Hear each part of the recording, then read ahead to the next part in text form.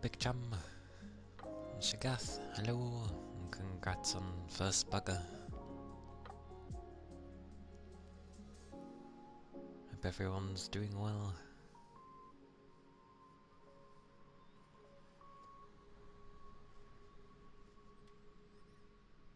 Very bored. Well, your time is what you make of it, so...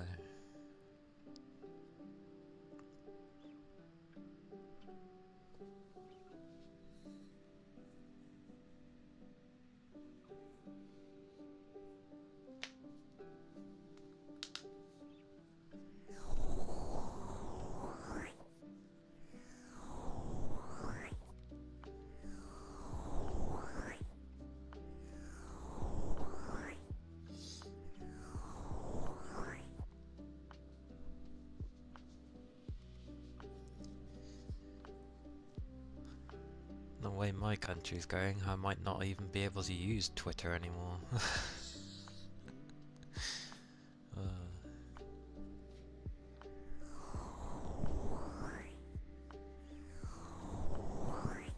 Although the only thing I use it for is just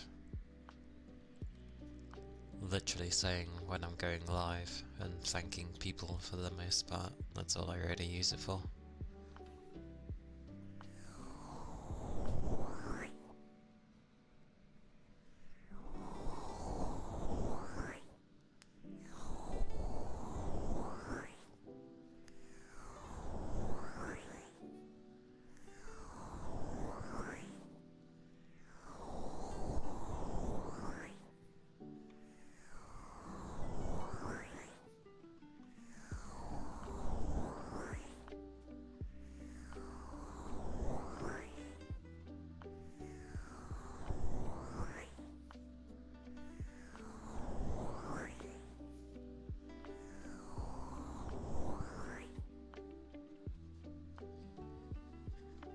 Don't know what it is about this country.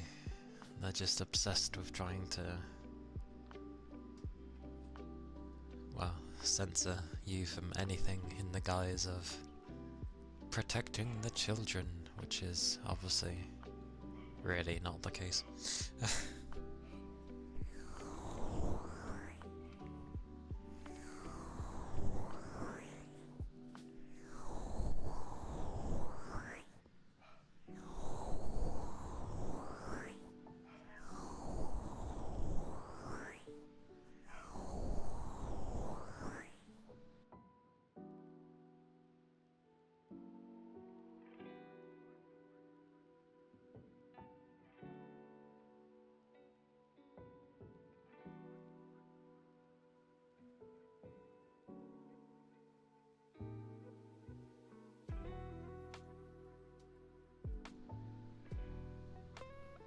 Shock. Once again, something has upset my doggo.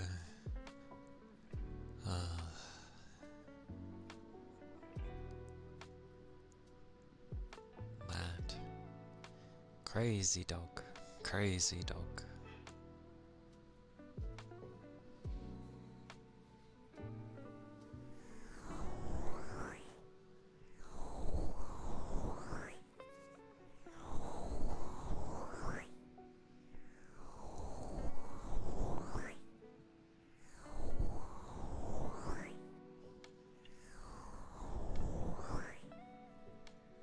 Hey Doug, welcome in.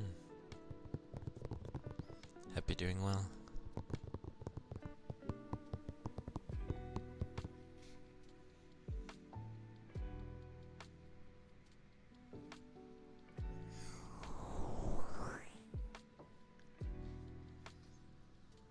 Yeah, I do alright. 'Tis the weekend. I think I woke up around 11 something, but then I stayed in bed for an extra hour, which was sorta nice, so... But my usual, had my bath, had lunch, so yeah. 'Tis a typical Saturday. Hope you're doing well.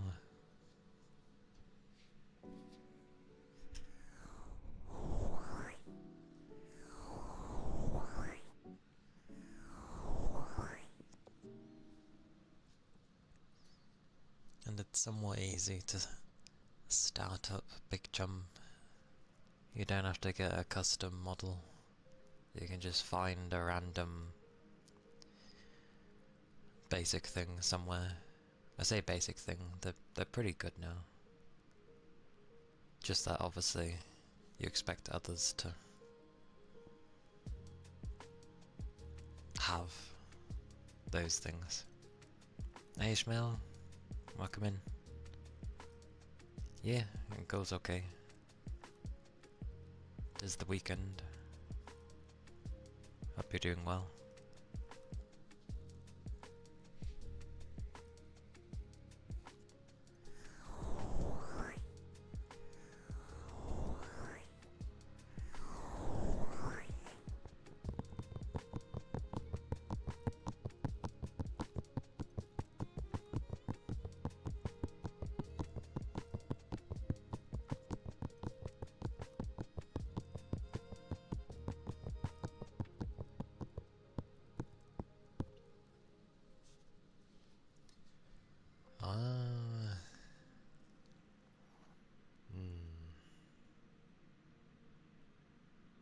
What are we on? The 10th.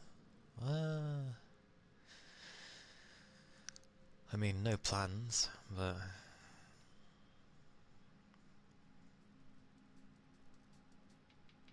yeah, maybe I should do something.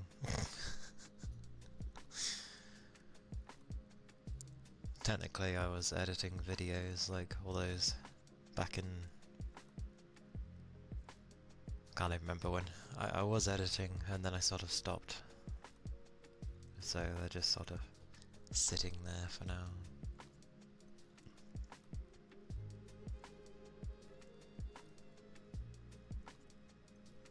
Maybe I need to think of something.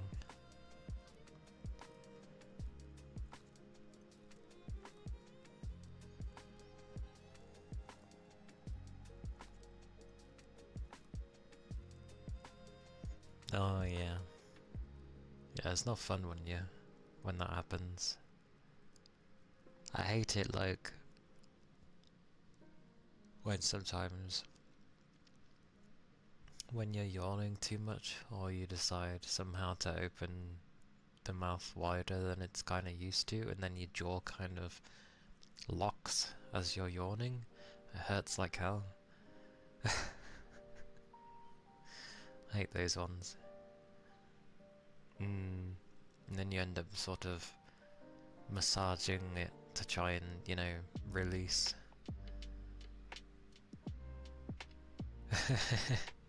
Dogs do yawn very wide, yeah.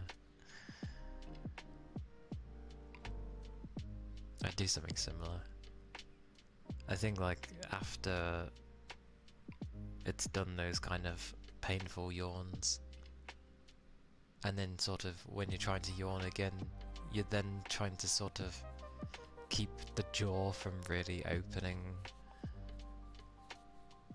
else it just ends up trying to do it again.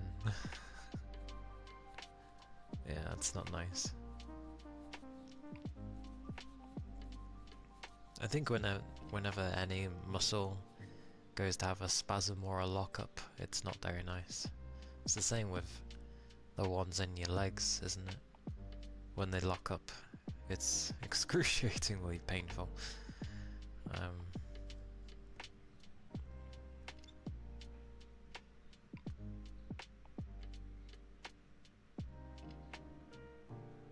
Yeah. When that happens, I tend to use my hands to like force the jaw to stay relatively closed.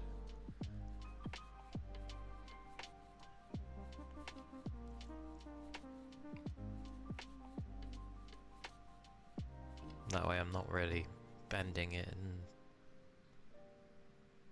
well, you know, like a crooked yawn. I'm not doing that then.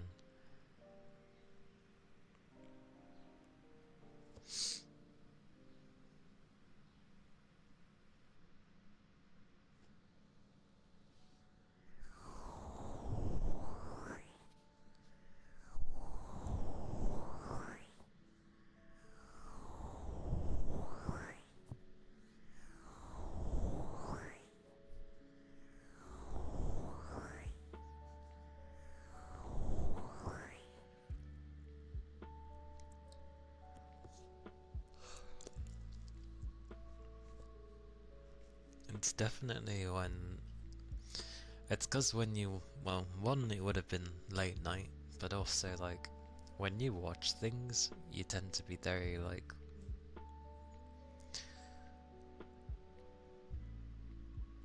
It's a very easy thing to just do. Like... Almost like a standby mode when you watch a film. Demolish the joint.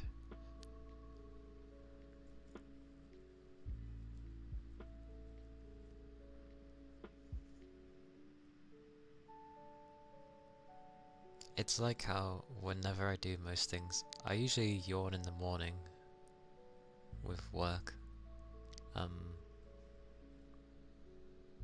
But for the most part, I tend not to yawn too much. The most when I yawn, ironically, seems to be when I do ASMR.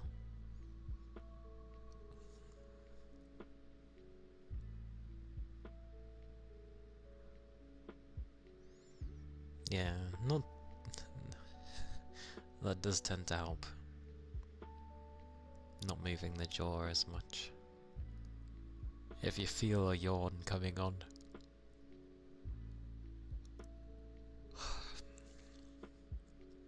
Then... well, I tend to push on the muscle that's trying to expand. Because I'm like, no, because you'll hurt. So I just push on it. It feels a bit weird. But it saves it going crazy at you.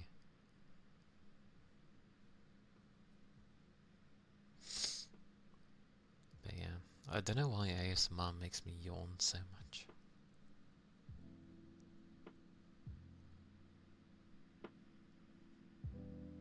I was gonna think that maybe it's a form of focus.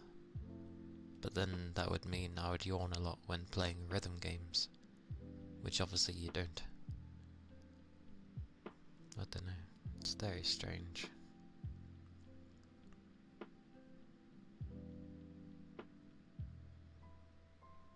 Oh yeah, you'll probably need both hands as well.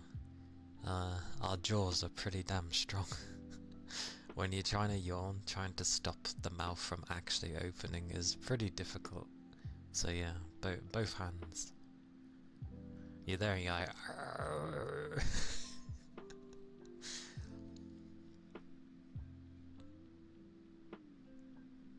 Amazing how it seems to be very not strict. And thank you for the follow. Thank you kindly. Hey Raven. Yeah, I'm alright. It be the weekend.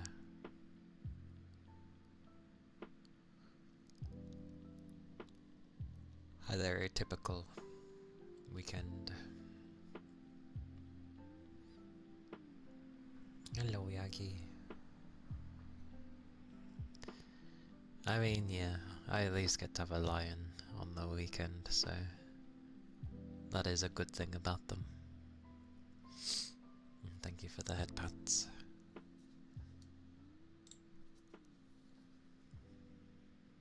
Hello, hello.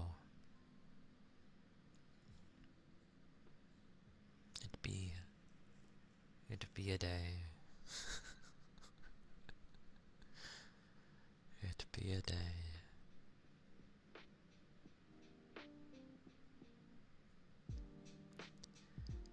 I really wonder why doing this though makes me yawn so much.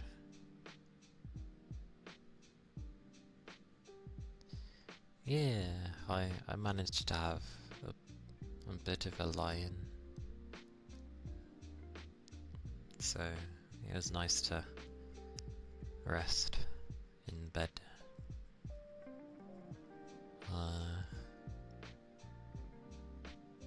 Regardless of the timing.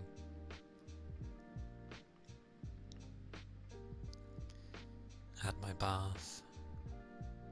Debated in there whether or not to like stream earlier in the in my morning, basically, because it's the afternoon now. I was like, oh, maybe I should try the morning instead.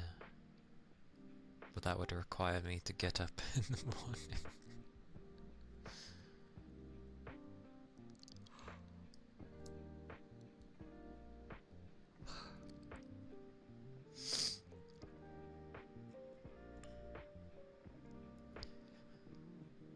It's hard enough getting up at a decent time. I was like, I'll get up and start around 10, which doesn't sound outrageous, but when you've been getting up at 5 every morning, you don't really want to get up early in the morning. You went to sleep at 10? Oh, it's quite early. What time did I go to bed? I can't remember.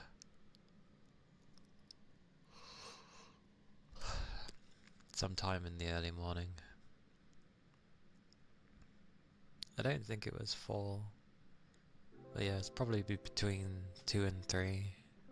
Something like that. Sounds about right.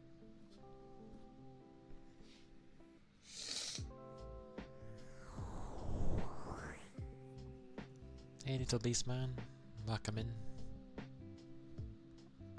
Hope you're doing good.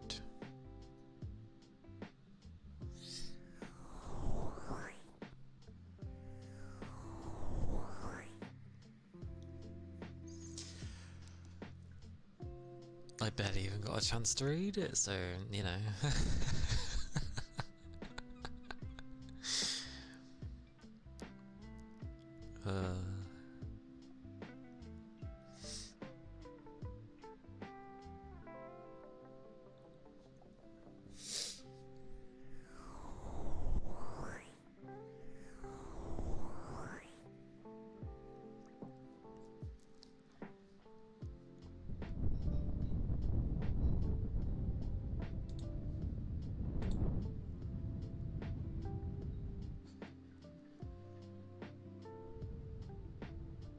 I have no idea what it was, but okie dokie.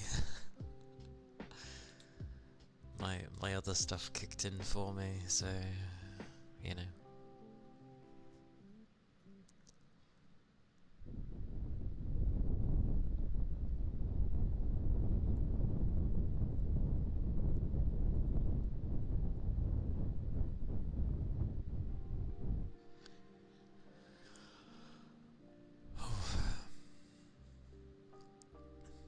Ah, that's what I vaguely saw something to do.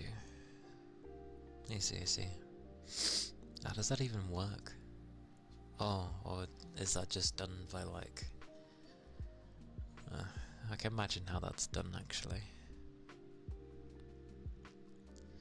It's like in MMOs, you know, where you have the gold sellers, where they sell anything, and obviously it's against terms of service, but it's always baffling because like the amount of real money you have to pay to get anything semi-decent in an MMO seems like not worth it.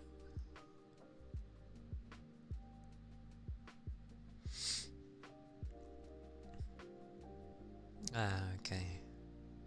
Yeah, and I think Toby set up a few personal things as well, if they get mentioned as well, so...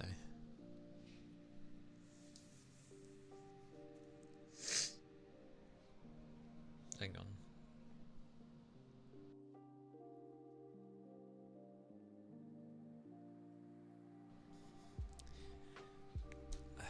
I say this every time. I don't know what it is with doing ASMR. Like, I'm perfectly fine with everything else, but the moment I start doing ASMR, my nose goes crazy, I yawn a lot, like... It's so weird.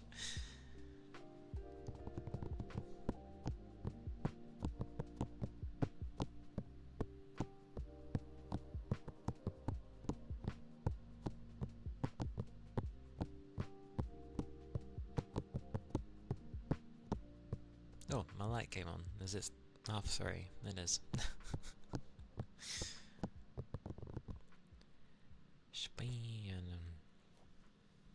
Considering you went to sleep at 10 though, did you manage to get some good rest? I hope you did.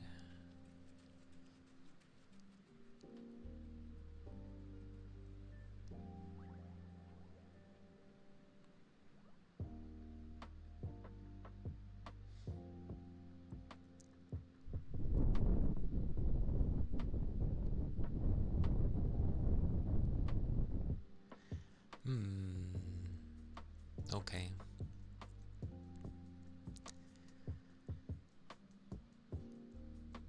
Yeah, I don't know if that would go good or not. Edo! Hello! Welcome in. So it is how it sounds then. Very broken up bits asleep.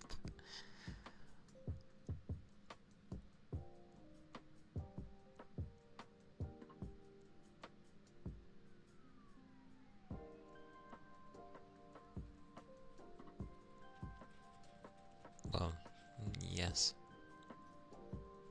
That generally is the best way.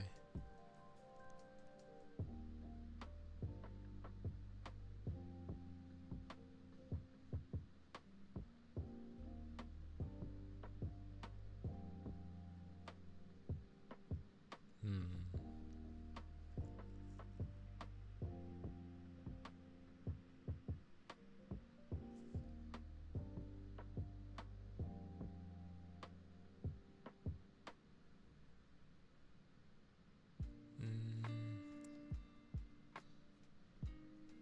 6 hours is still not bad, but yeah, being all over the place is like sends everything out of whack.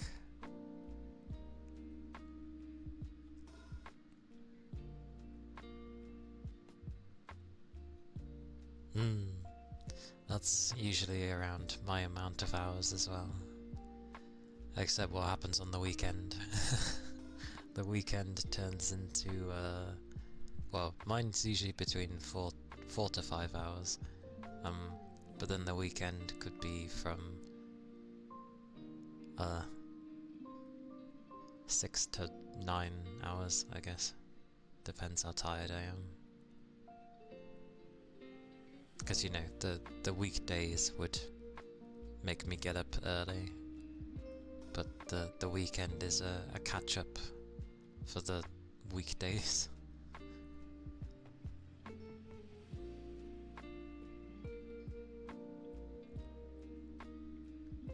Yeah. It's still tiring, to be fair, but yeah.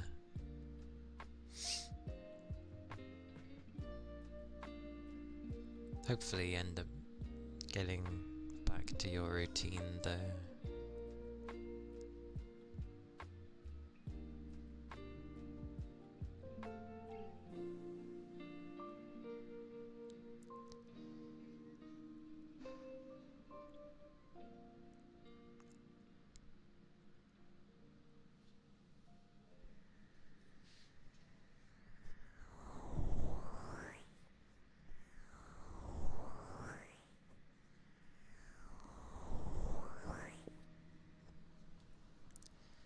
Of this random day full of rest.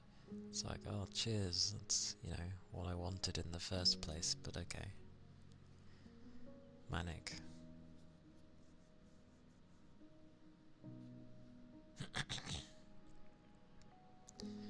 Wop wop wop wop wop.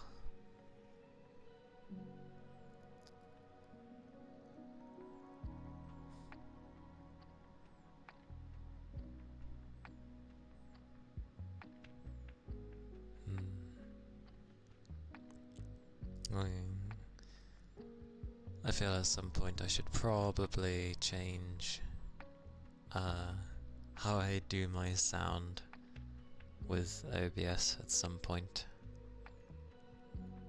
because I've been doing it directly and not going through a virtual thingy-mabobby. So, although I've never had an issue, but that doesn't mean it couldn't arise in the future. Hey Paul, welcome in. Thank you for the headpats.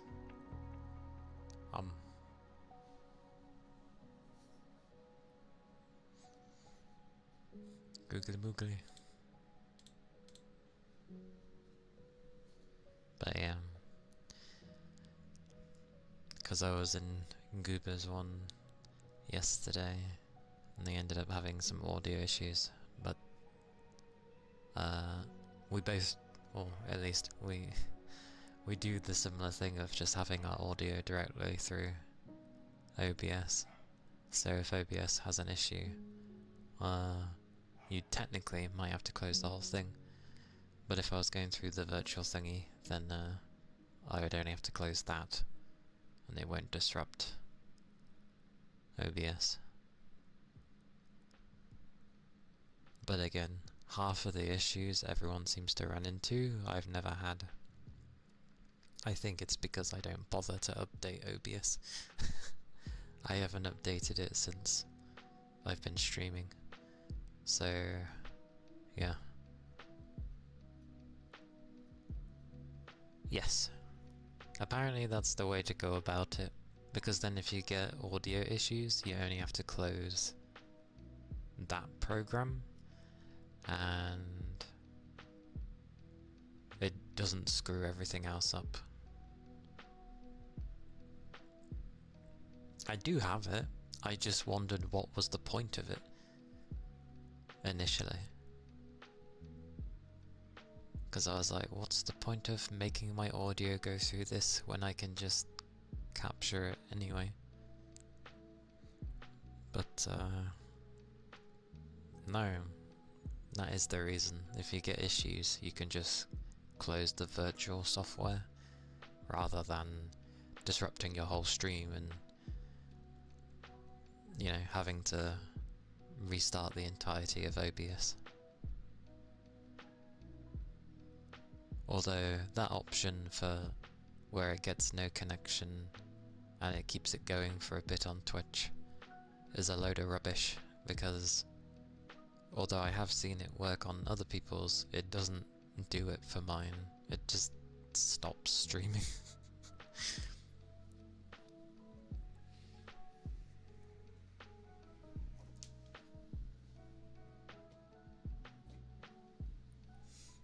Thank you for the ether charge.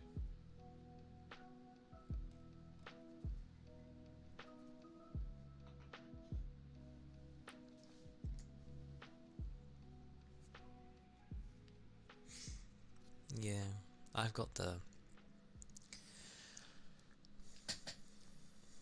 things ticked or what have you to say, you know, oh, if you don't get anything, keep it going for a short time. But no, it's just as soon as OBS closes, that's pretty much like me stopping my stream, apparently. And I'm like, okay.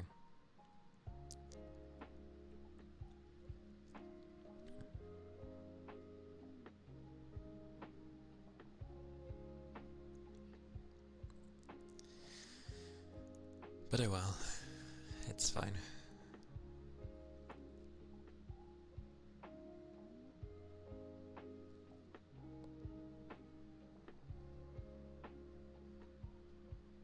But yeah, I should do something with the weekend. Don't know what, just something, I guess. I tried crafting more in Atelier, but oh, it's like I can make the new stuff, but it seems a bit pointless with the stuff I have, because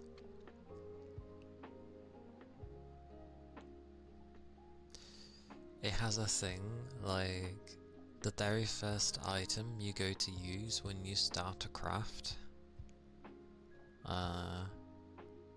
it doesn't take into account what sort of trait it has at the beginning. So you've sort of basically got to play a long game. It's probably better going through the previous item, making it, morphing it, and then carrying on from there to try and get the items that you actually, or like the traits you do want it to have. So it makes it more awkward, but technically it gives you more control over how you want things to be made, but it's just really annoying. But it still doesn't help that like the color system thing, it's a pain in the ass. And the fact that it's like RNG, because you might have like the perfect item that you're looking for it to put on the stuff that you want it to have, but it might be the completely wrong colors to like chain up, because the colors have to chain up for you to get the traits. And yeah, you can change the colors, but only once. So basically you like grind to get the RNG of, oh, I want this item, but I need it to have this color scheme. So it just is like double RNG. Yeah, like it seems very limiting and restrictive to begin with, and kind of pants, but then it is actually quite in depth, but at the same time really annoying.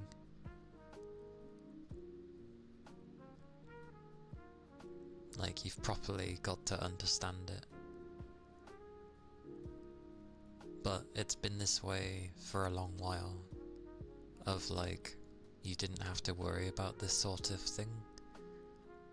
But I do dislike how it can remove traits, so it just shifts them along. So you might get two that you really, really like, and then you're just specifically looking for a third one, but potentially, because you've already got one useless trait on there, it just like bumps them up, and then you might lose the one that you're actually wanting, while it keeps the one that you don't want, and it's a lot of faffing.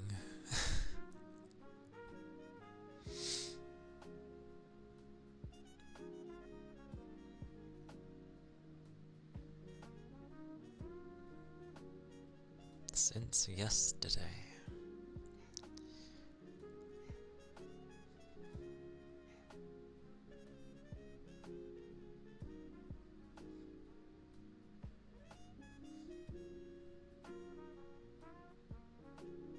I don't know if that's a good or a bad thing.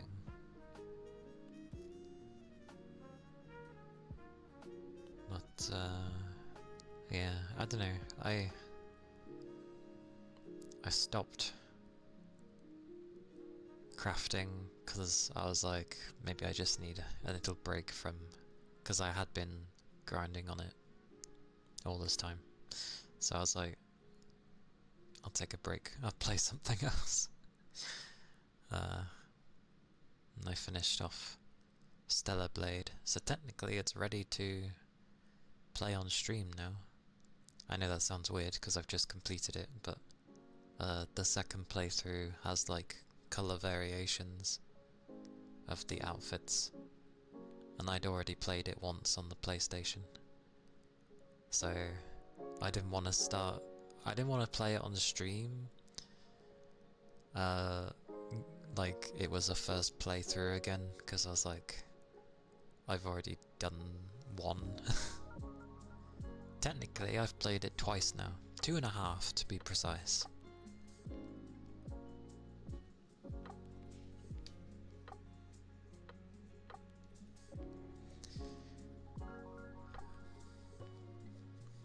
An in-ear monitor.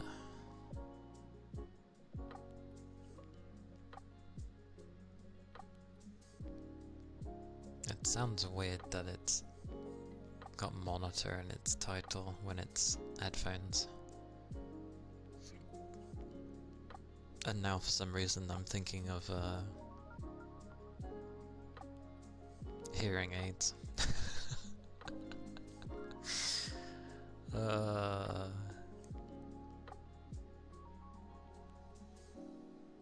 And yay for good sounding audio. Happy days.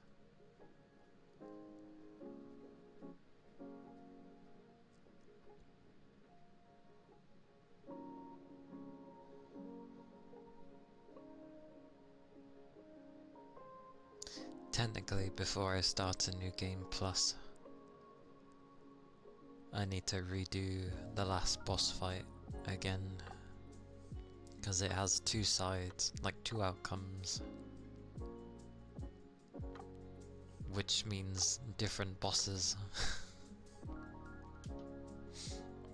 Rigby! Morning, morning. Hope you had a good rest.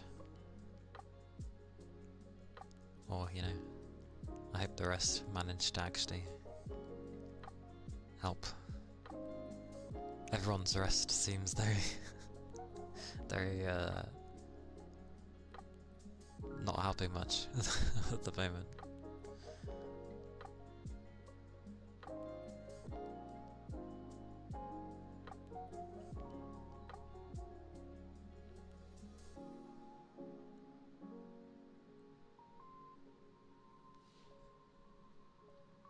Mostly gone. Or keep it up. Keep it up. It ain't over until it's 100% gone. So stay vigilant. Oh blimey. That's pretty crazy. 5 hours is around what I get from my day to day. My weekdays are like that. They're between like 4 and 5 hours. And sometimes less. Those are the worst ones.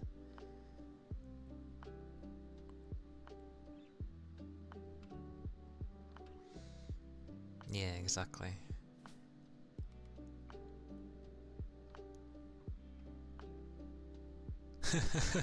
What an understanding.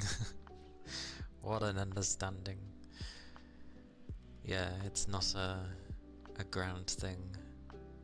Don't let up.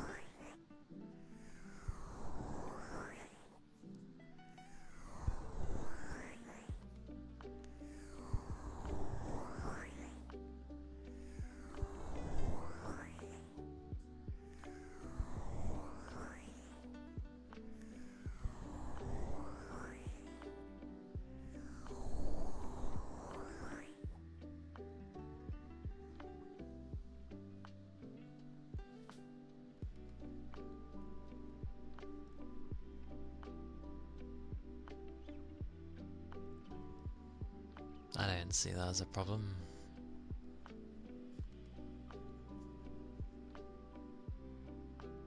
Although ironically I don't... There was a time I used to use my like wireless headphones with my PC if I knew I was going to be away. Actually yeah, if I was going to go lay on my bed, I tended to put on my wireless ones, which aren't too bad.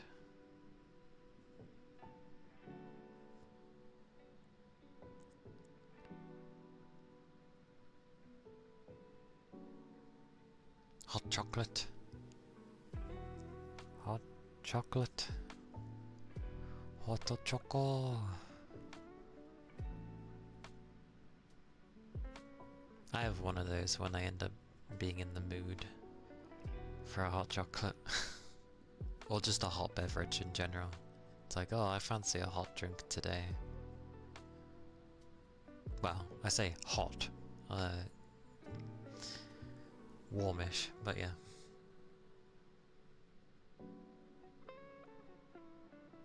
Oh, the monitoring. Okay, yeah.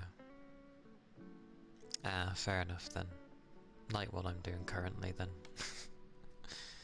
I have the monitoring on when I talk into this. So that's fair.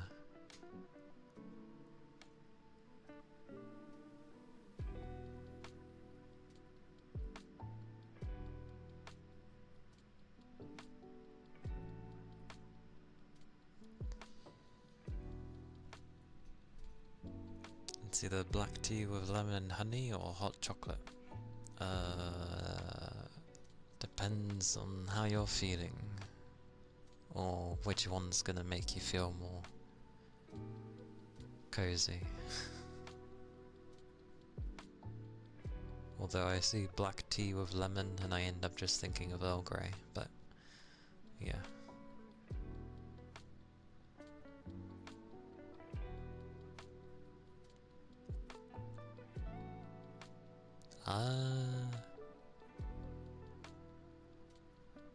I don't really think much about it. Voice is my voice. I mainly just do it so I know what's being heard, how things sound, I guess, for others. When I've had it off, there was a rare time I couldn't have the monitoring on, and it was awkward because I didn't know how anything sounded. I didn't know if things were too loud or too quiet. It was when it was a normal gaming stream. But yeah, not being able to hear was weird. Some people don't like this, I know. One, because they'd hear their own voice. Most people tend not to like hearing their own voice. And some have it where there's kind of a delay. But for the most part, this is like near enough on point with when I'm actually talking, so it doesn't bother me.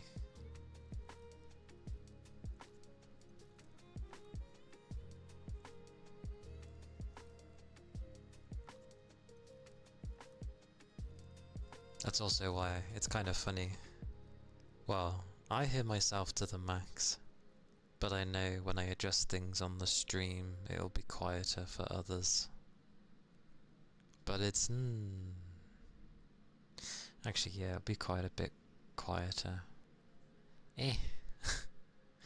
There's ways of boosting volume for people, so really I don't think quietness is a problem, honestly.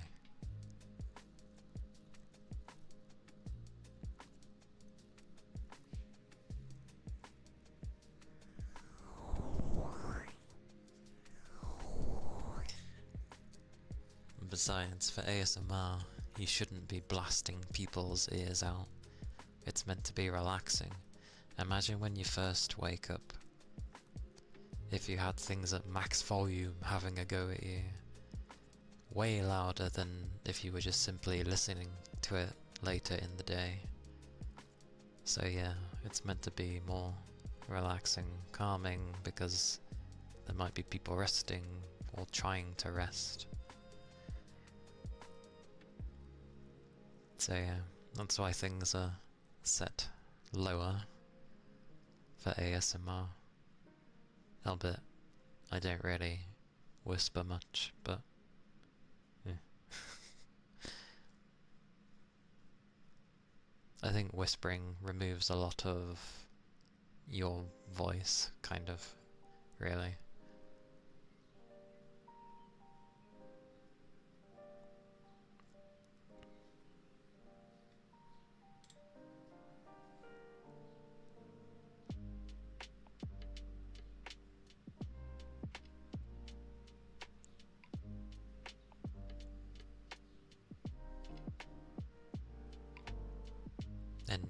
generally you shouldn't have noise cancelling on with an ASMR mic because it affects the quality, regardless of how good your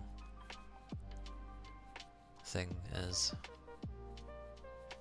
It will always affect the quality. The way people end up getting really good sound and not having to turn things down is probably they're either in a cupboard that has like the soundproofing stuff, or they're just in a space that has a metric ton of soundproofing stuff. It helps a lot. And then there's however they have their PC setup. Technically it's probably better to have it in a different room, because then you can just have it run normally and it will keep things cool, but then you won't have to hear it because it's somewhere else. But I can't really do that, so we all make do with the circumstances we have.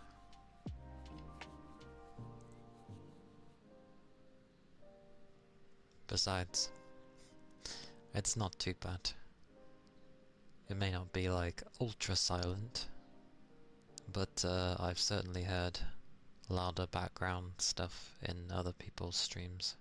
So, and plus, a lot of people tend to like white noise, and that can be pretty loud. So, it's not a problem.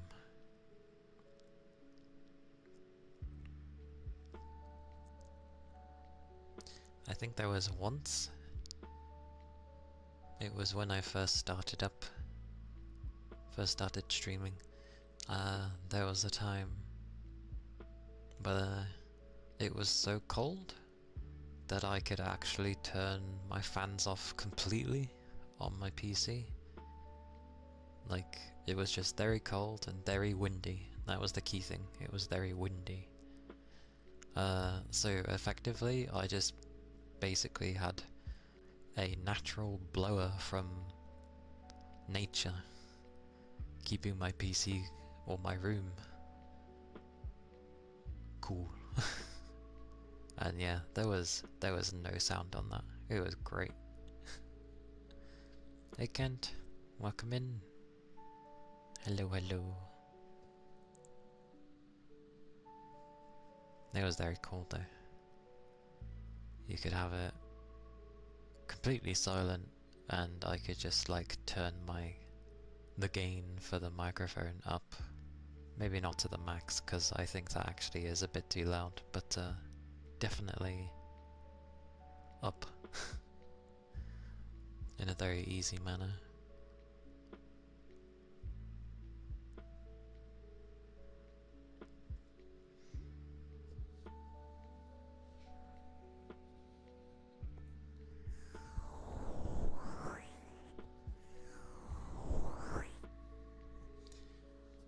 Because I think the way it works with PC fans is if you have it between 5 to 800 RPM, that's basically the human ear can't even, well, with 500 you definitely don't hear anything. Zilch. The human ear objectively cannot pick a noise that quiet up. Up to 800 though, maybe it'd be one of those where if you tried it extremely hard you might ever so faintly hear something, but for what I have it on, you'll hear something, but it's like, it's not that loud, personally, not to be bothering. The only people who would be bothered by it are like the types that are very picky with their sounds. So, the 1%. And thank you for the follow. Thank you kindly.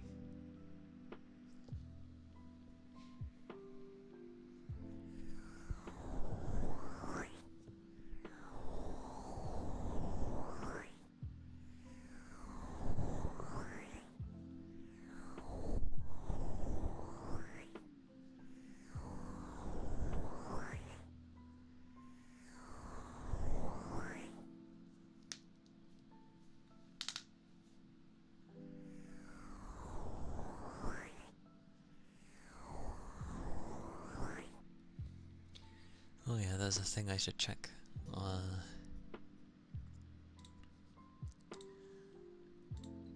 Because I think I forgot to check in the past few days.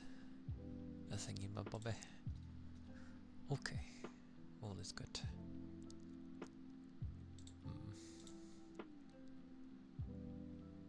Oh, right.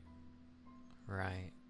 I forgot that day's arriving.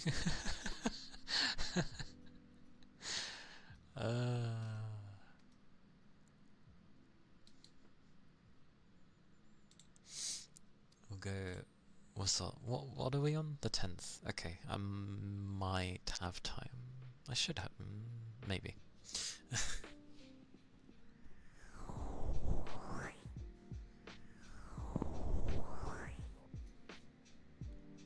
Woof woof woof woof woof woof woof. Nah, I remembered I should probably try something.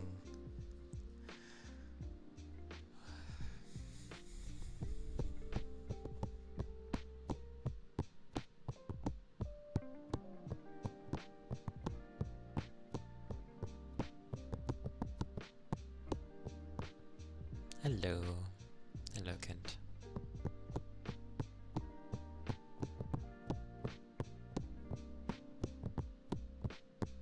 Yeah, I'm okay, thank you. A normal, typical weekend.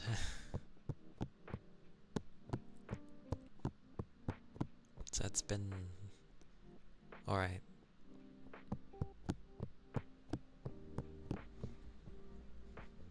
Should probably try and be productive with something. Thank you for the head pats. Hope you're doing well.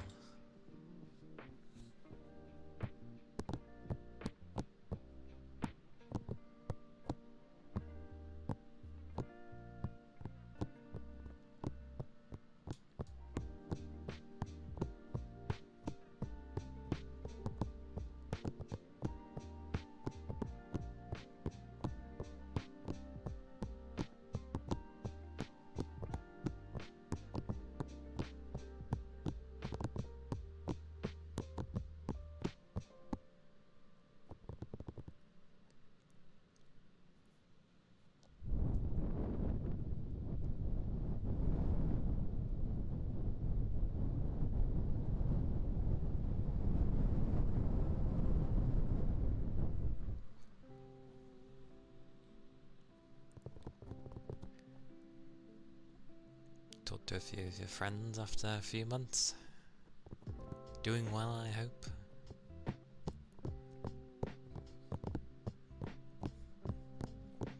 The Wild Fuji. Hello.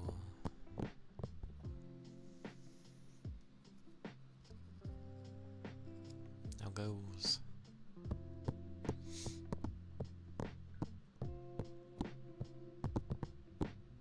Yeah.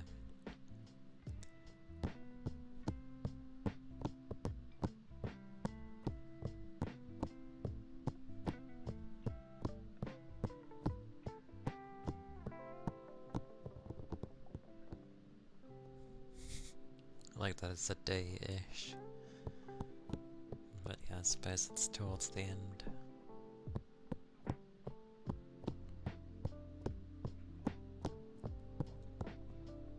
Rest days are good to have when they're able to be had. Well, congrats to that friend.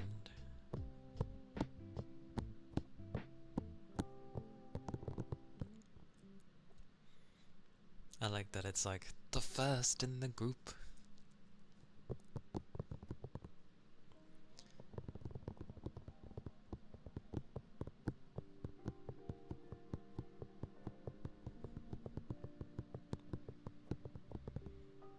Now they get to be like, I'm ahead in the life game, woo.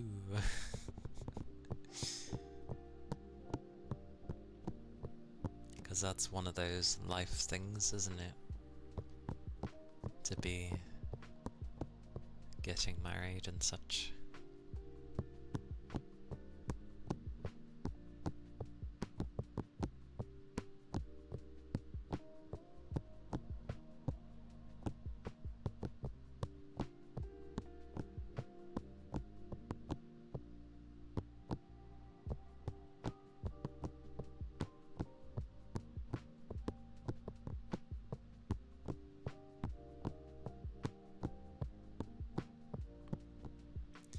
You have to attend his engagement on the 20th of Feb, and then the 25th of Feb of a marriage of another friend, whose engagement was in November.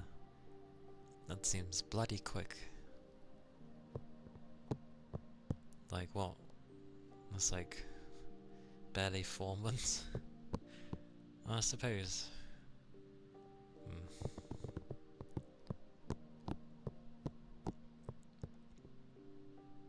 You are going to have a busy time then.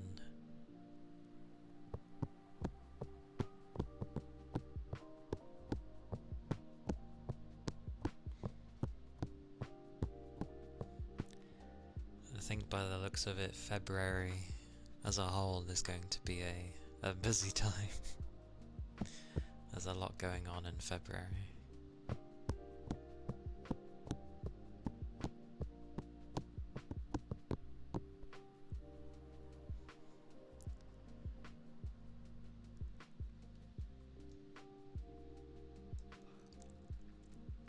Well, hopefully you shall have all the strength you need.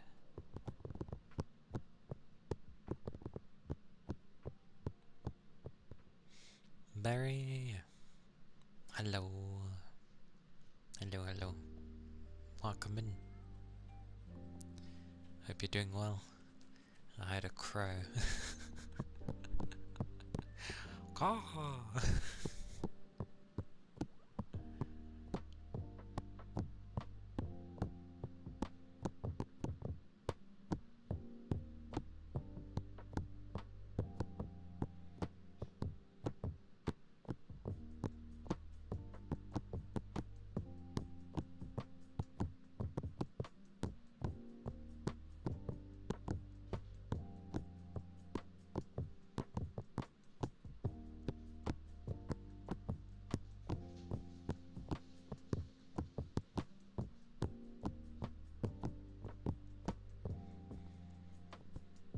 Yeah, Yagi's gonna have a crazy February.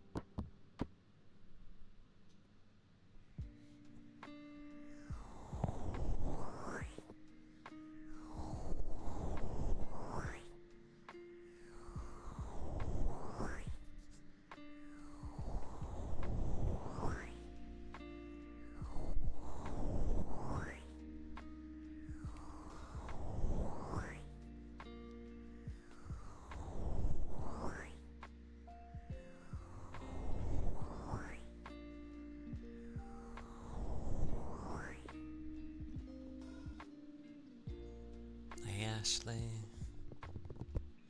good morning, and happy Saturday.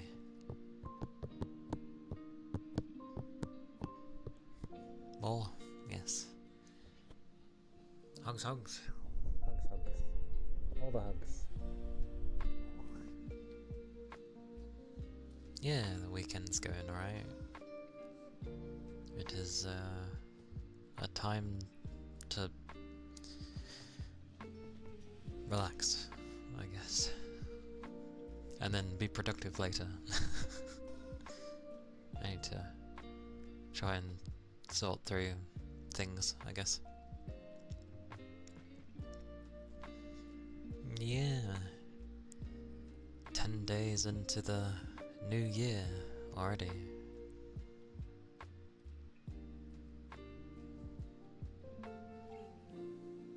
Hope you're doing well.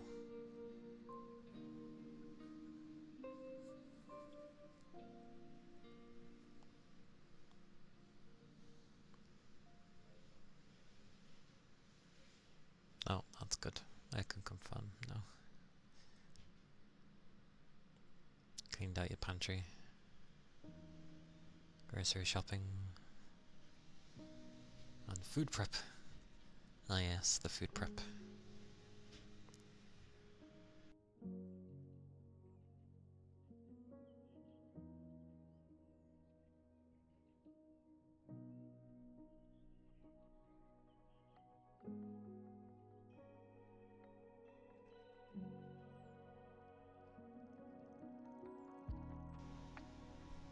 It's amazing how loud those things are.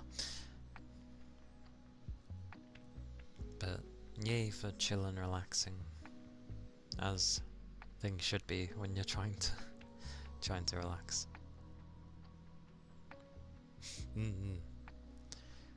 I do that with foods as well. Like, you buy a great majority of things and then you freeze them. And, well, yeah. Have it prepared for things.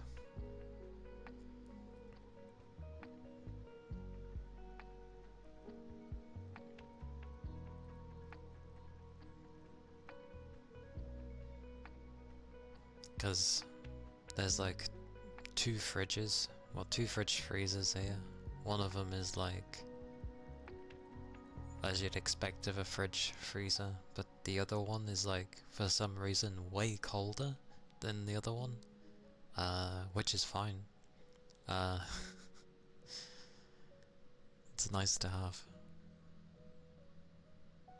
It's like the stuff you properly want to last just gets put in the super cold one. I don't blame him with the store. Many things happen when you go shopping, so understandable.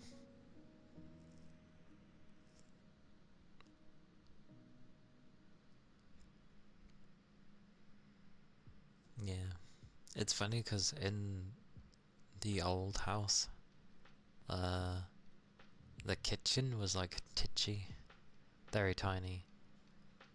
Perfectly fine for one person. If you had two in there, you sort of, in places, would have to like shimmy around each other. Very tiny. And then in this place, when we moved,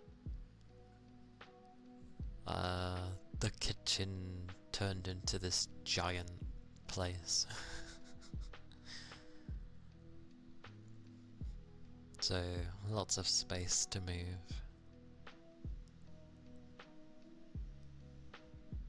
Yeah. Very open. Not very high ceilings though. Like if I stand on my tippy toes, I'm like 180 centimeters. So if I stand on my tippy toes, I can like poke the ceiling. So not overly high, but high enough.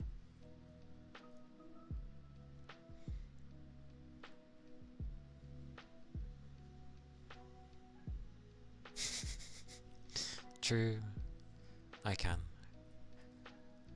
That's one way to put it.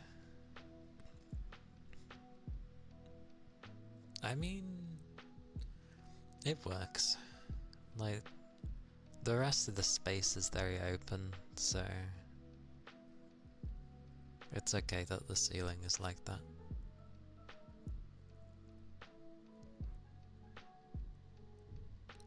I remember my nan's house though.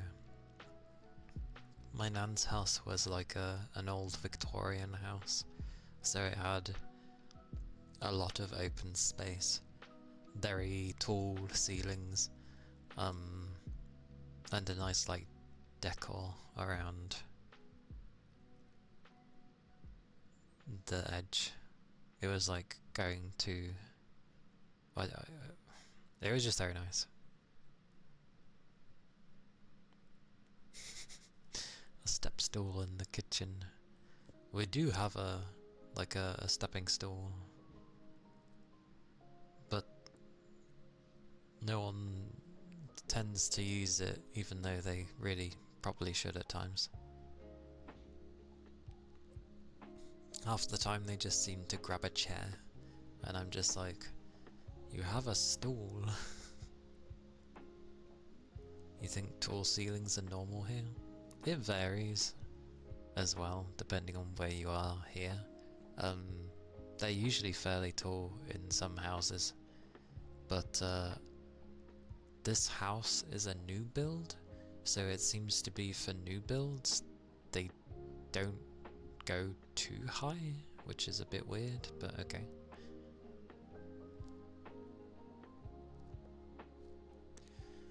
Woodsy struggle goes to get it. Bless.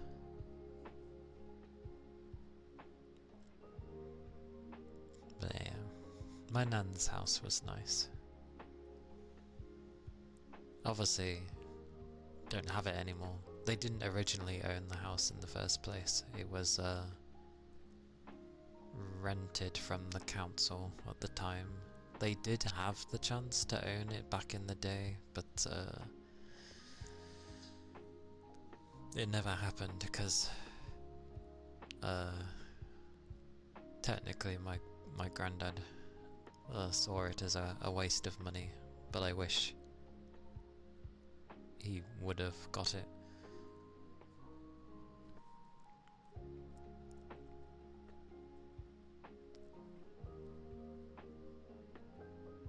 But yeah, it was a nice house. And it had a park pretty much right next to it, which was cool. A very big park. But it went down. It wasn't like right next to it, level wise. It was like you went down a lot of stairs and then it was there. So it was like just an extremely lowered play area, but it was also used for like small festival thingies for like the neighborhood, which was nice. I remember going to a few of those. So technically, yeah, I can understand why it's actually a very good house. And obviously right next to the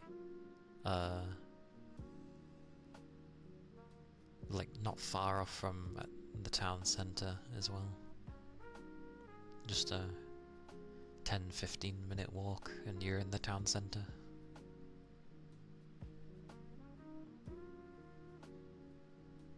They should have got that. Oh well. Probably why is they didn't own it, because oh my word, I can imagine some of the children from the family would have argued over who's getting the house.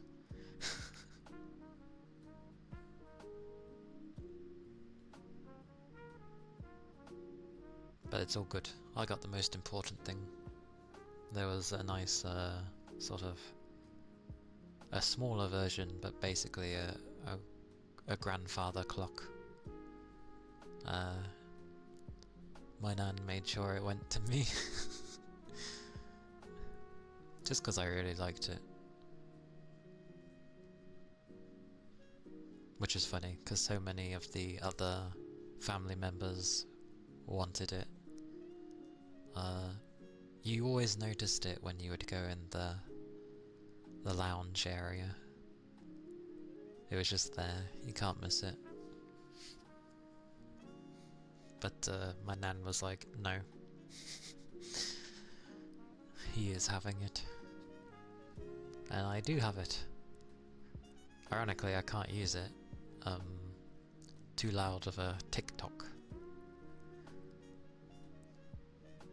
because obviously it's a grandfather clock.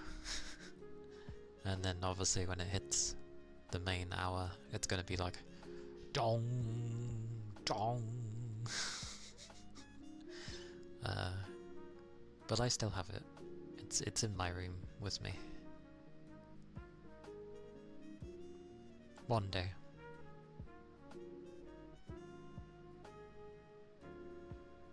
Although I think you need to, it's one of those you have to wind yourself, you know.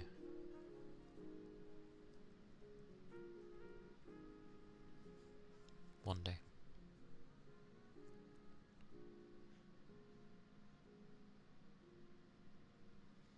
Whoa. Anyway.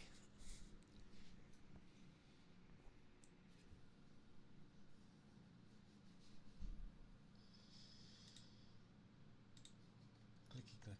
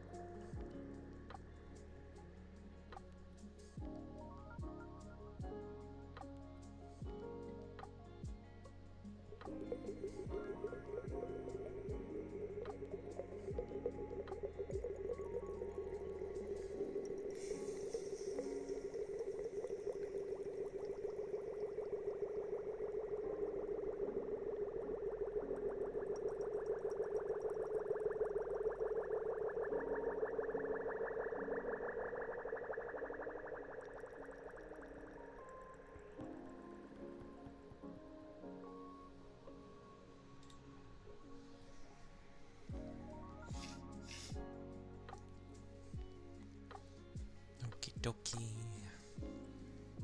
Enjoy food, Siaki. Have a good rest, Ishmael. Hope you sleep well and sweet dreams.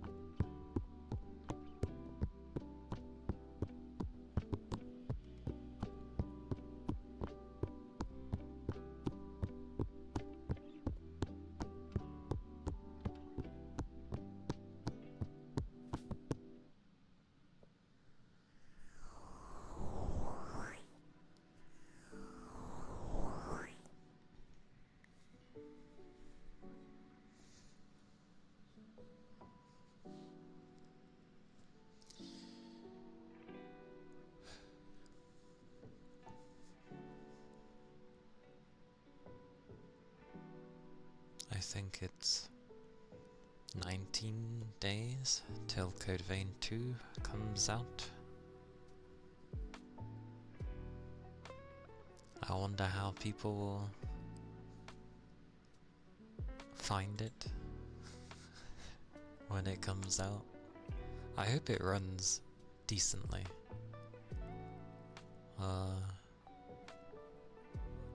I can see it going absolutely terribly wrong, but hopefully it runs well. And yeah, hopefully people don't get bummed out about certain things lacking or like missing.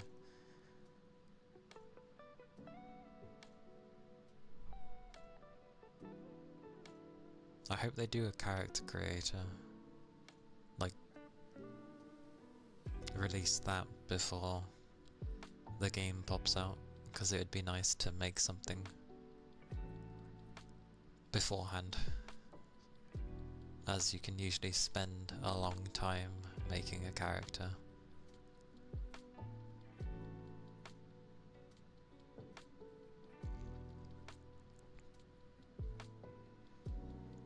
And using a blade is cool, but I like having a ranged weapon. But you can have two, I think, if I understood correctly. Like, you know, you can switch between two, I think. So, if that's the case, then I'll do the reverse of most, because I think most people will want to have a ranged as, you know, the alternative. Hang on, I need to get rid of this. I don't know why this appears every time.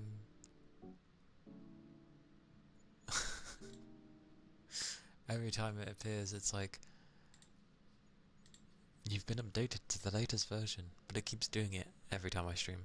So I'm just like, either you're not remembering, or you've got a bug with you.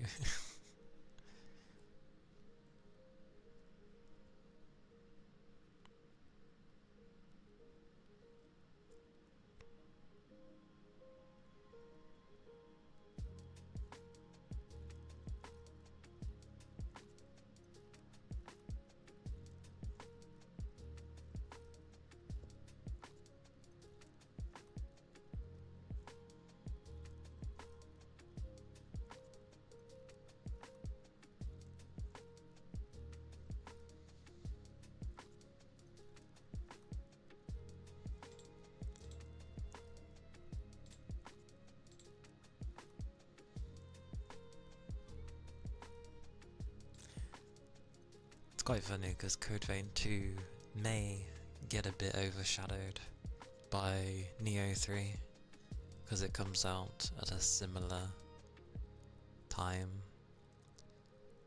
but I mean, I think it's dependent on what you'll enjoy,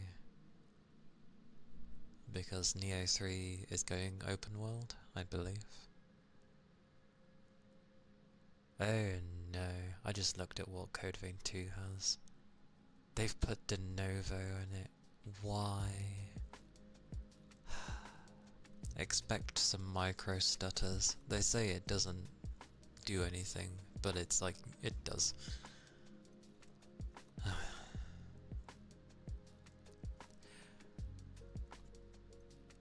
The thing is, they have to pay for that kind of stuff.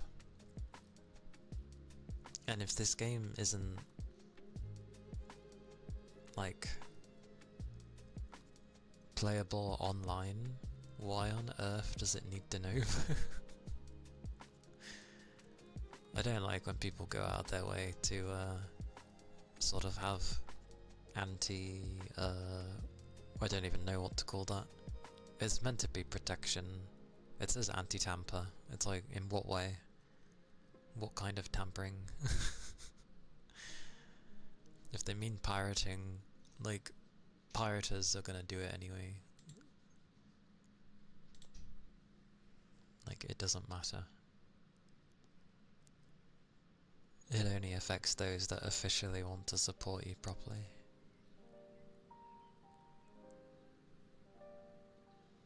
I like when games didn't have all this crap bogging them down.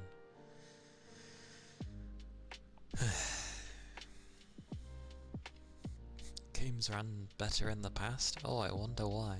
Games look better in the past? Oh, I wonder why again. I am curious to know how Code Vein 2 will look though, because like, yeah, I can see it on YouTube, but YouTube butchers bitrates, so, and quality.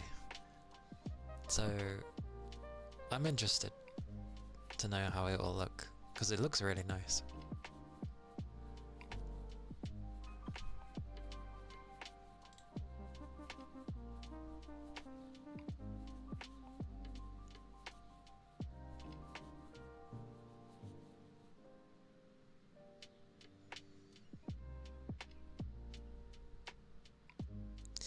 It seems like if you go for the deluxe or ultimate, then they give you a 3 days head start.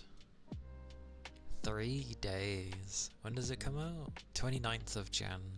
So 3 days would make it a Tuesday. No, actually a Monday. A Monday. Ooh. But again, what's the price increase you're paying for this brief period of joy? Like 20 quid extra, that's for the deluxe, and 30 if you're going for the ultimate. 20 to 30 quid. You can get a really good indie game for that price. And what does it add? Let's take a look, shall we?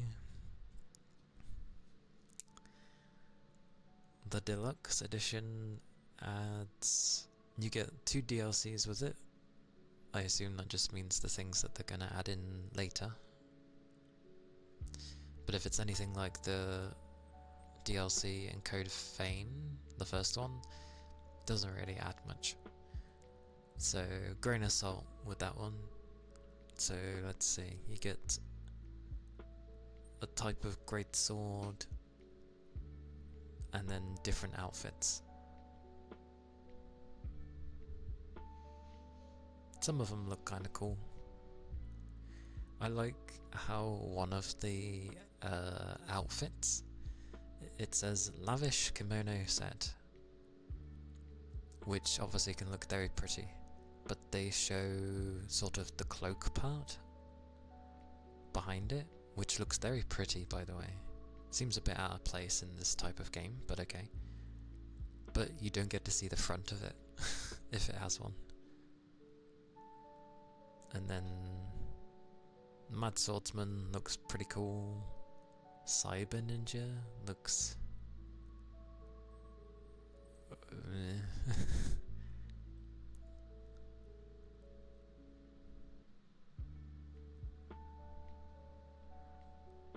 And what does the ultimate give you? So basically, you're paying 20 quid for a DLC of you don't know how it's going to be, and some outfits, which might not seem like much. It kind of isn't. Like 20 quid for 3 very different looking outfits, I'd say that's okay, because I'm basing that off of like FF14. Hey Goose, you got a nap? Good morning, I nap. Okay, well, nap well.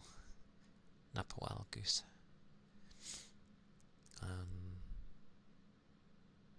Yeah, considering in FF14 you can buy like outfits for around that sort of price and a bit less, and heck, you can even just buy one mount that would cost like 30 quid. Yeah, I think 20 quid for 3 outfits and a DLC, granted you don't know how it's going to be, but even so, it already says, at least with the DLC, that it's going to be a tale that is separate from the main story, but it adds new partners, so that already adds quite a bit. So that's not too bad. Zeno, hello. Hello, hello. Hope you're doing well. So, it says bundled together with 2 DLCs, but they only the first one has a name, which makes me think they've kind of got the first one ready, and they haven't really done the second one yet. What's the second one now? Like the Ultimate Edition. Ultimate Editions are usually a waste of money. So you get the stuff from the Deluxe, which is technically good. A mini art book and soundtrack. Is that the complete soundtrack? Or is that a mini soundtrack? But it says and soundtrack, so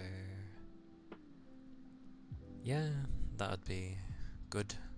Because if it's anything like the first game was, the music in Gofane had some really good music in it, so hopefully they carry on with that, because that'll be worth it. And then it's like, what, character costumes from the first game. Can I have a picture of this?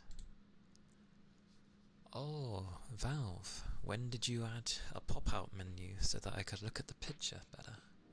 Oh my god, thank you, Valve. Didn't know you did that. That's helpful. Well, art books are always nice to see, regardless if they're digital or not. It's nice to see the design process the designer went through, what they were going for, and maybe the different ideas they came up with. But it is a mini art book, so let's see. Okay, the outfits that are being added in from the Ultimate Edition that come from the first game is basically the NPCs from the first game. It's their outfits. So Nicholas is there, Louise is there,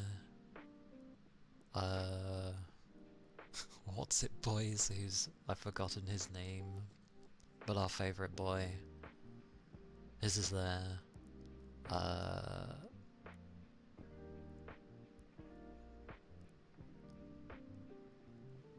it's been so long since I played, and the only time I've recently watched it was through Ashley's. It's got all the main characters basically, which some of them look nice, but others are kind of box standard.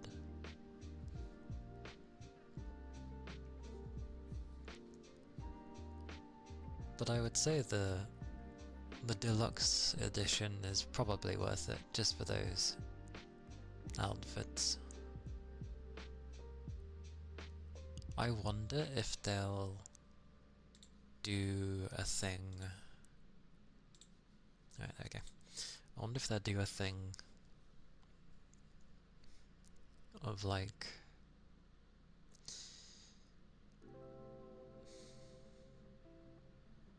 the train of thought went outside my head. Oh, I'll come back to it.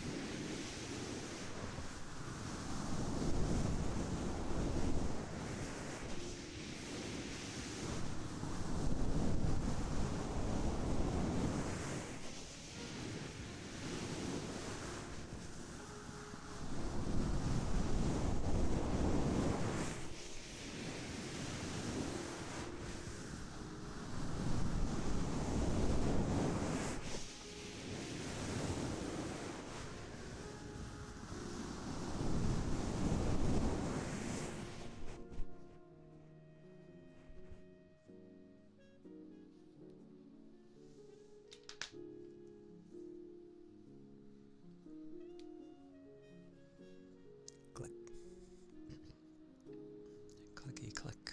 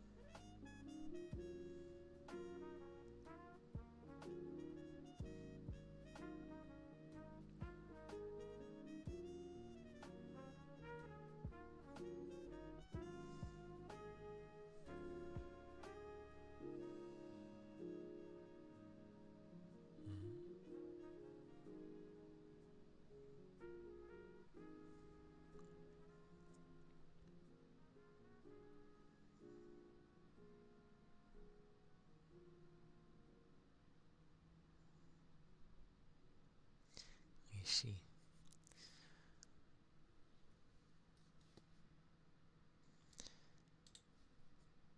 I will check a thing.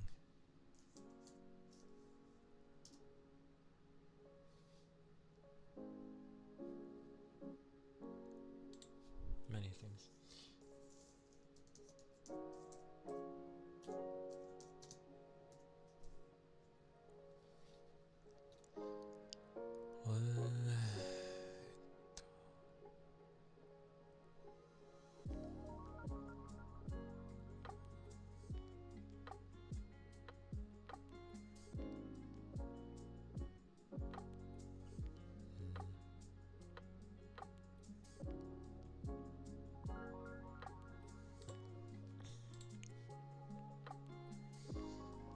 Ace orbs. Things are okay. It'd be a calming weekend, I guess. Just trying to get my mind to go into a productive state. Else, yeah. I was doing things constantly before Christmas time. But then, I don't know, a slight break, because I wanted one.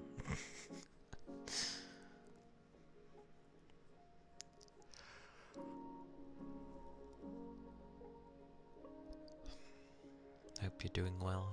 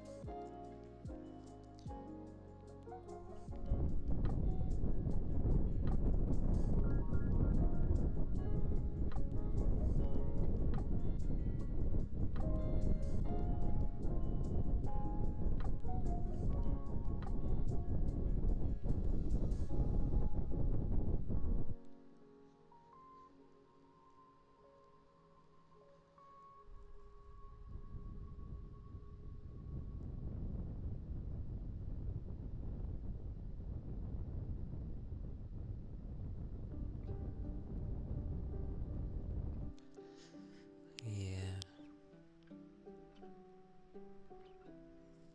I have some idea of the area I want to be productive on, but yeah. Don't get too much time to relax nowadays.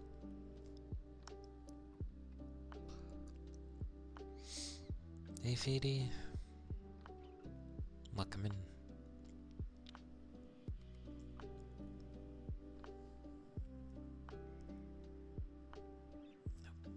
Hope you're doing well.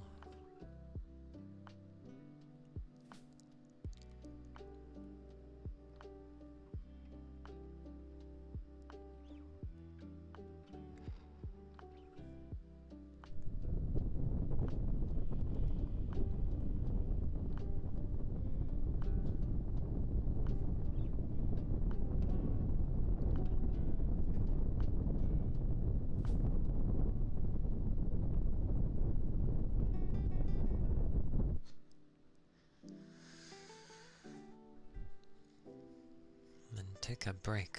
It's good to take breaks. An 8-hour break. Sounds good. Thank you for the headpats.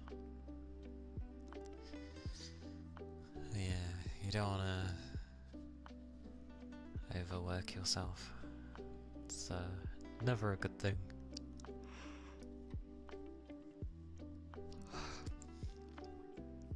You don't want your body stepping in, being like you're working too much, because then the body crashes out and forces you to break. As in, you know, to have a rest. My sister kind of gets like that. Keeps working and working until her body is the one to tell her, no, rest.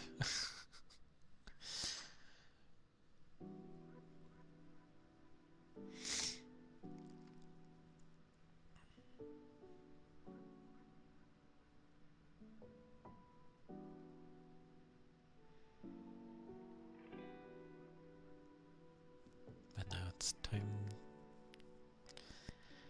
to relax.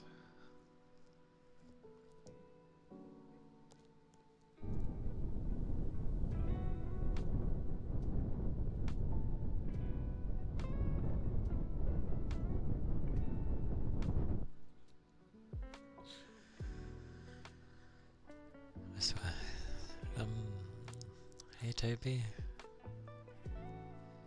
Hello, hello. It goes okay.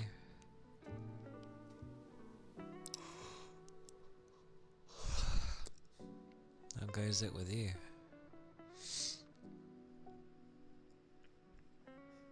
It be the weekend. Say yes.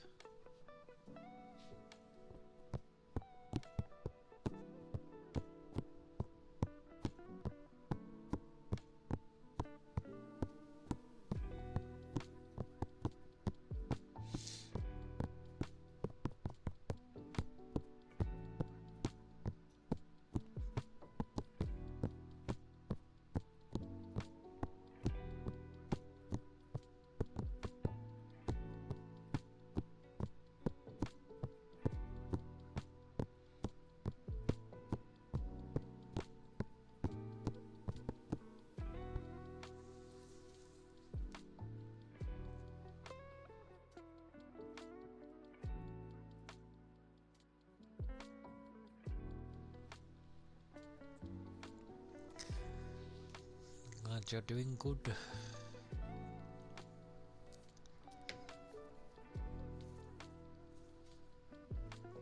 Tis as things should be. Oh, wow. Work wasn't.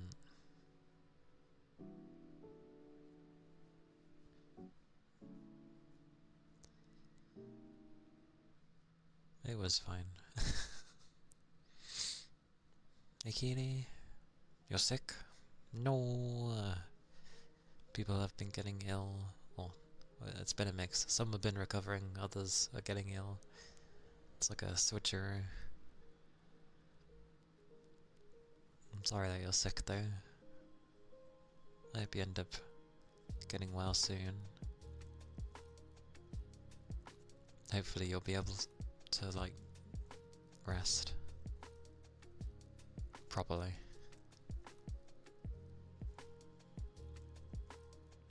Nothing worse than when you're ill and then you can't really, like, rest to recover properly.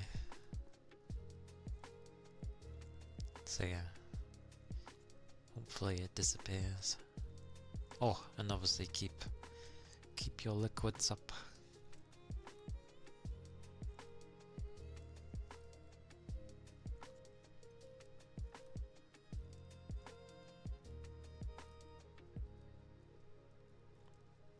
Hopefully it can be flushed out of the system.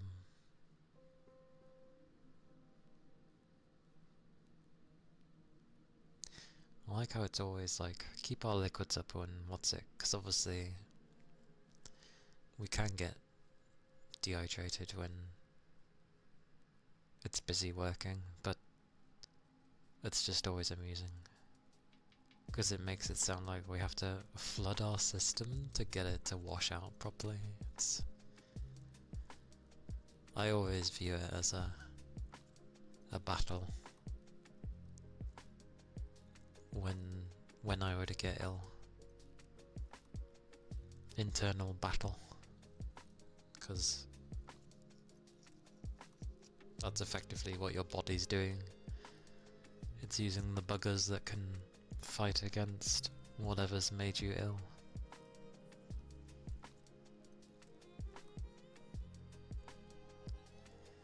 Yeah.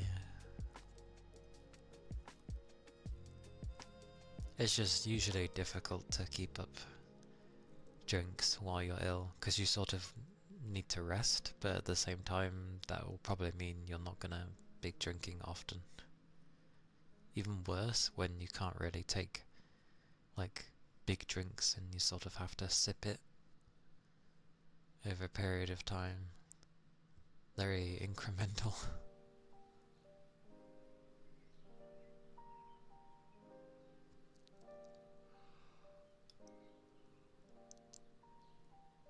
Ugh.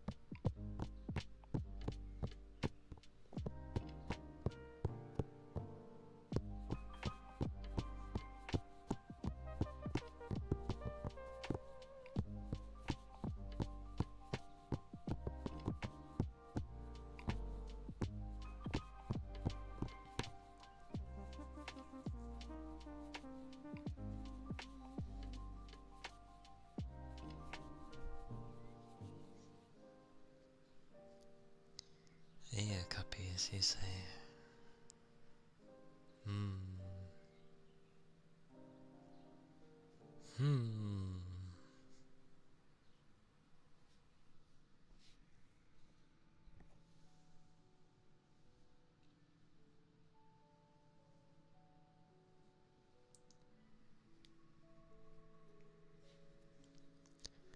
The cuppies of the ears.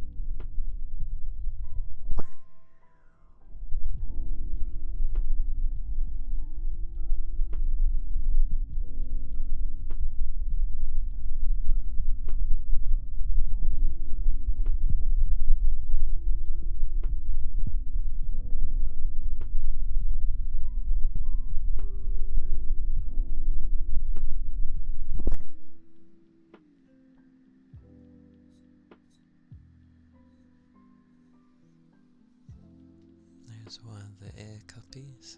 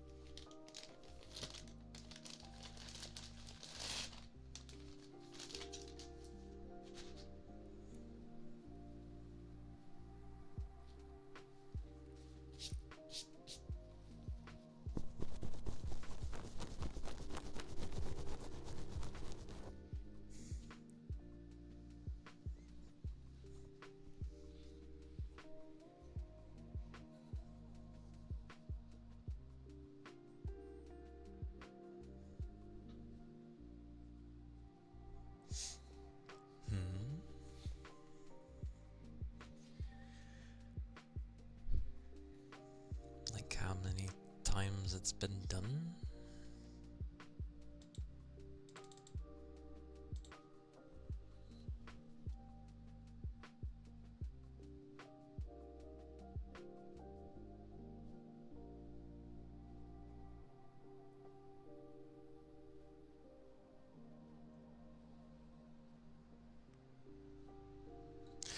Oh no, that's for the cotton pads.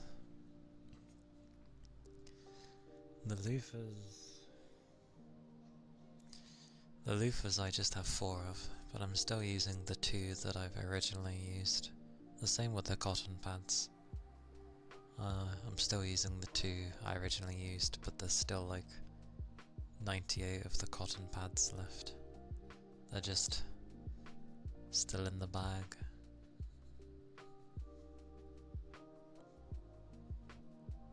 I should probably replace them eventually.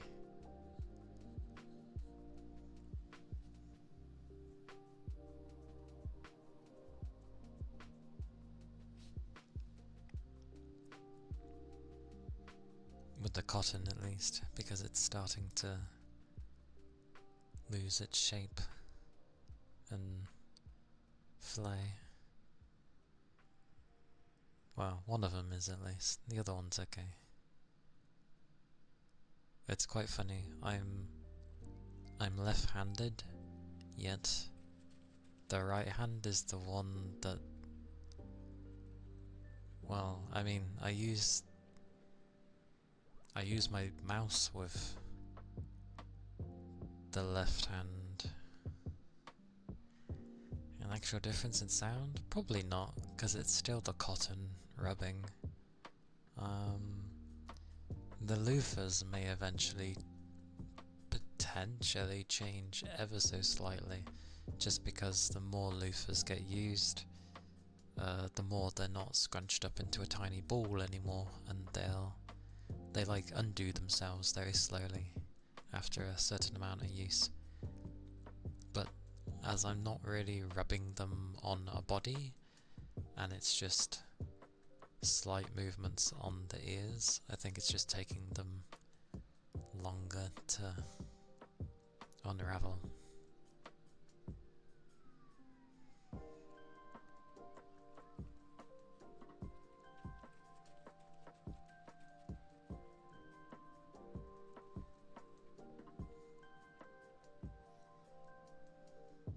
But yeah, I need to get a bunch of stuff sorted this year.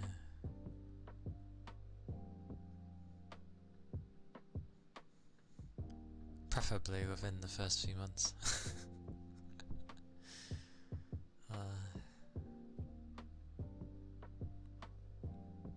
Oh, I have a quick question actually before I do loofahs.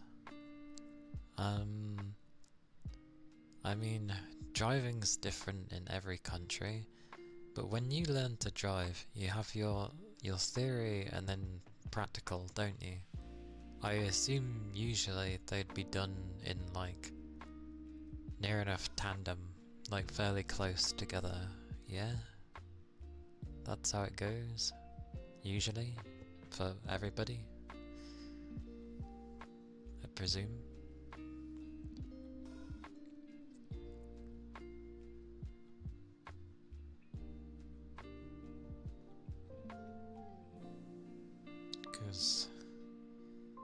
Because the way that apparently my country again is trying to touch things that don't need to be touched.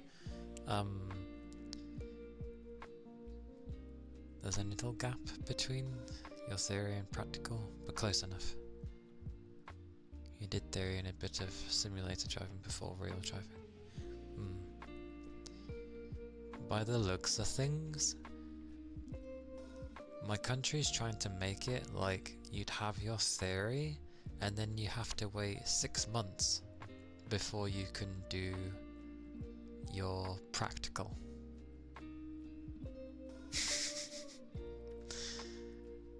And yeah, I don't know why they're trying to have such a large gap between having a theory and having a practical, because I feel like you would have forgotten most things by 6 months. Yeah. For the driver's edge, you think it's a 16-hour course, and then you go to the DMV and take the written part, and then the driving part. Yeah. Politicians touching things again.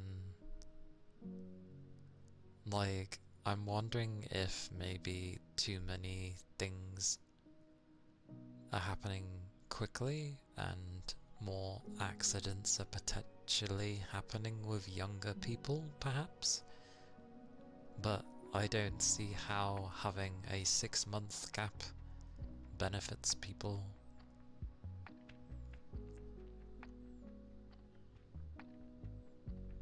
Your theory was entirely online and at your own pace. Oh, that sounds nice. I didn't know you could do it online.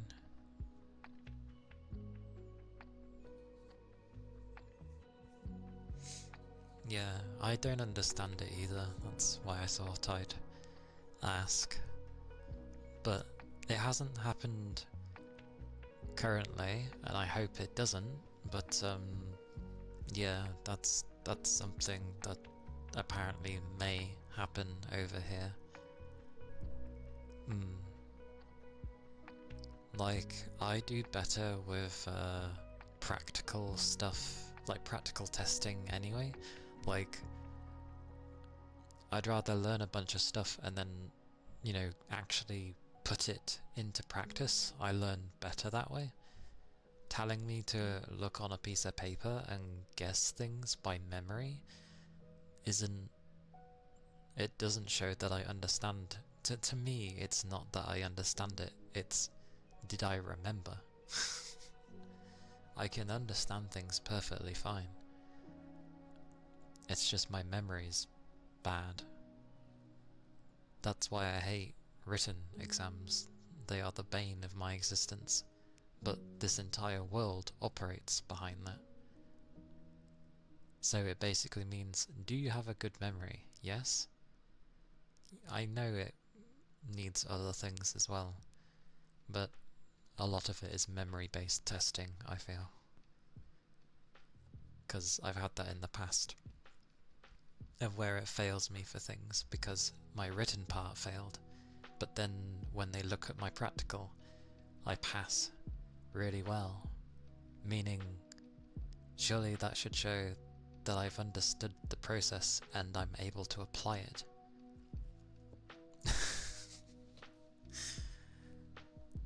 Never understood why, if I fail the written half, like,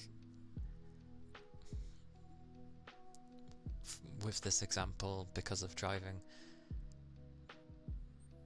I can do the practical well, for example, so, you know, I'm able to drive, and I can actually understand everything and do the proper things you're supposed to do on the road. But because I failed the written, just to clarify, I haven't taken any tests, but if I was to fail the theory half, like, what? Yeah, I get that side, but like, that's why you have a driving instructor when you're on the road, because then they can see if you're, you know, you understand what you're doing while you're driving. Because then they would see that, okay, they're following the law. They can ask the questions of like, do you know what this means, what that means? But I'm always bad at that side of things. But yeah, it's just memory. And I'm so bad at memory. But anyway, I derailed. But basically, yeah, it's there potentially might be a 6-month gap. And I was just trying to see if there would even be a reason to have 6 months between the two. But by the looks of it, no. So hopefully that doesn't go through, because that would be way too long. if I was to go to learn to drive. Because you expect me to do a theory, pass it, and then have to wait 6 months before I can have a practical? I'm gonna forget everything by 6 months.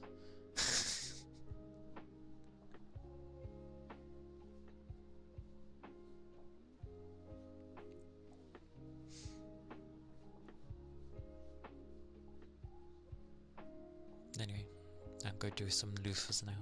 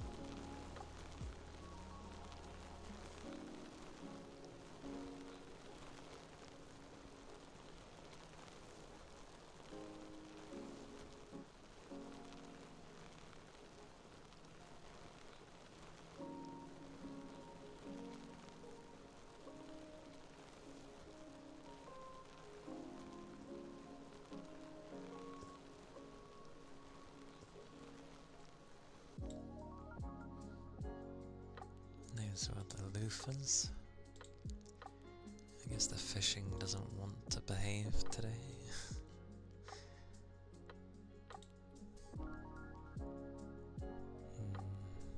What's there though?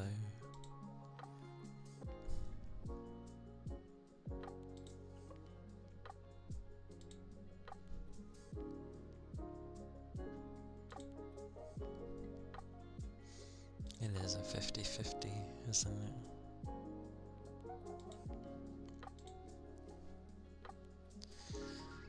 I've seen other fishing thingies, to be fair. Ones that are a lot cuter in comparison. Like it was a pixel-based one. No idea what it was though.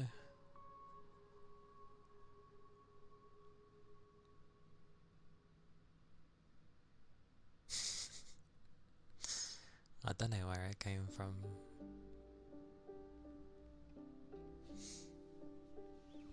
Can try seeing. Let's go take a look, shall we?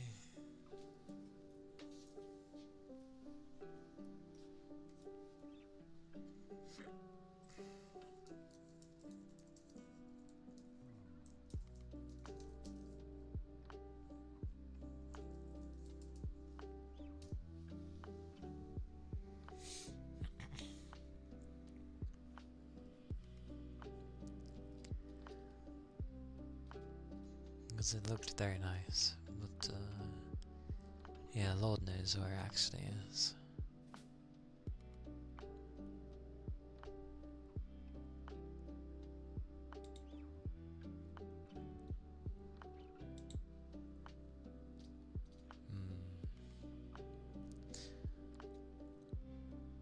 Why is my thing in German?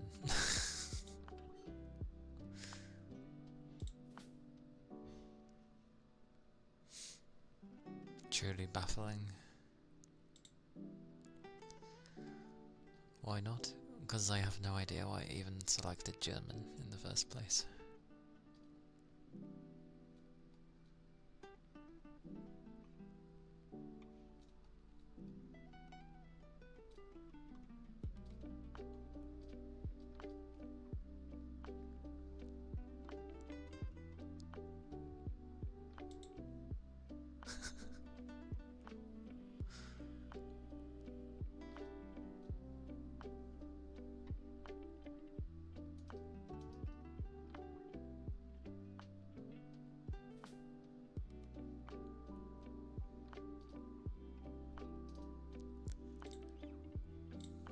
Time to take a look at things.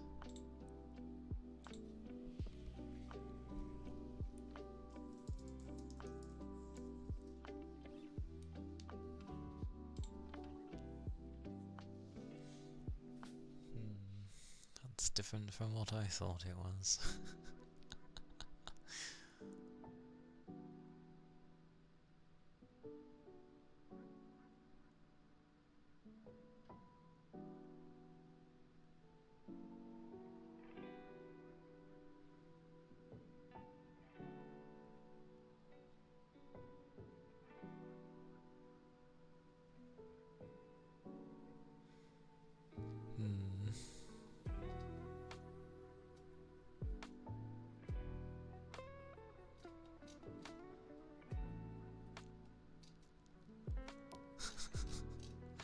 Lord knows where it is.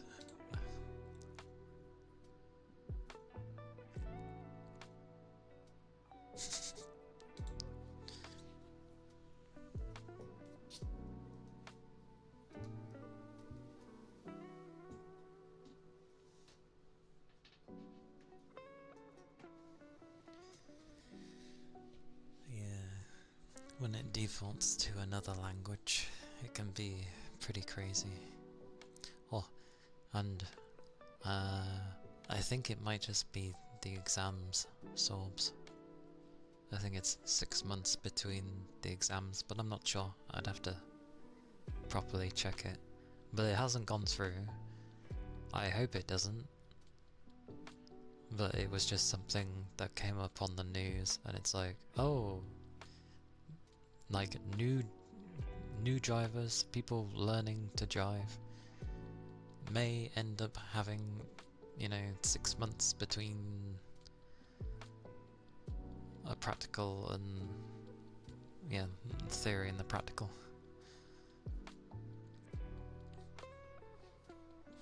Yes. 6 months is way too long. It's like,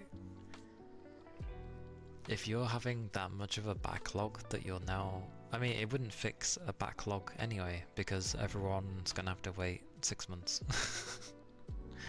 So... no idea. But I'm gonna have to eventually learn anyway to drive.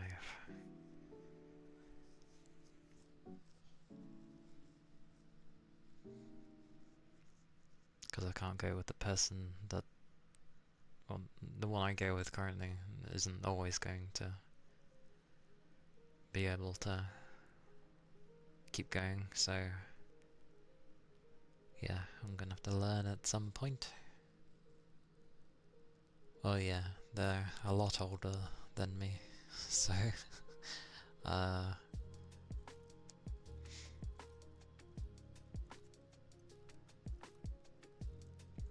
public transit. Ha ha ha. I mean, they do exist. Do they exist going from my area to where I need to go? No. But I have seen public transport be around the area when I've been going to work near my work, which is great, but I can't get to them, so yeah, it wouldn't work. Not to mention public transport costs quite a bit now. Probably still cheaper than a vehicle, but still. Oh, Lord knows with public transports, like, some of them can follow the times that they're supposed to arrive and others cannot. Like, some might arrive late and some might just purposely be early and then not even wait and just go. And it's not by a few minutes either. They could end up being like 15 to 20 minutes, that sort of thing, before and after. And it's just like, well, what the hell? Usually they're late though, because transport in this country isn't bad. It works in London. Anything outside of London, as it's always been with this country does one thing: it looks after its capital. That's it. The rest of us outside of London have to deal with everything, and usually they can't. So yeah, amazing country.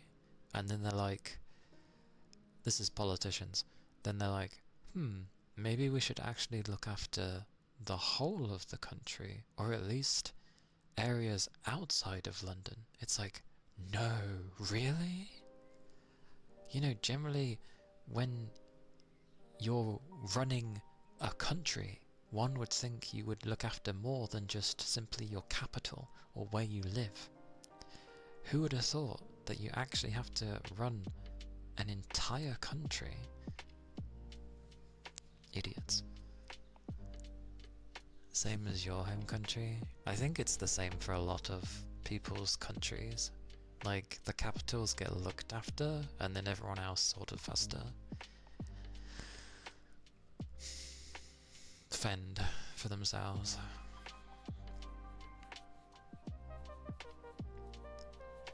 Because the problems that they're facing is entirely different to the problems that we face. But they'll try and apply it to everyone all the same.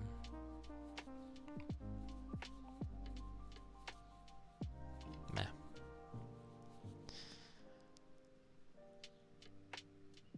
Yeah. Learning to drive is like riding a bike, I assume. Once you know how to ride a bike, you don't tend to forget, I feel.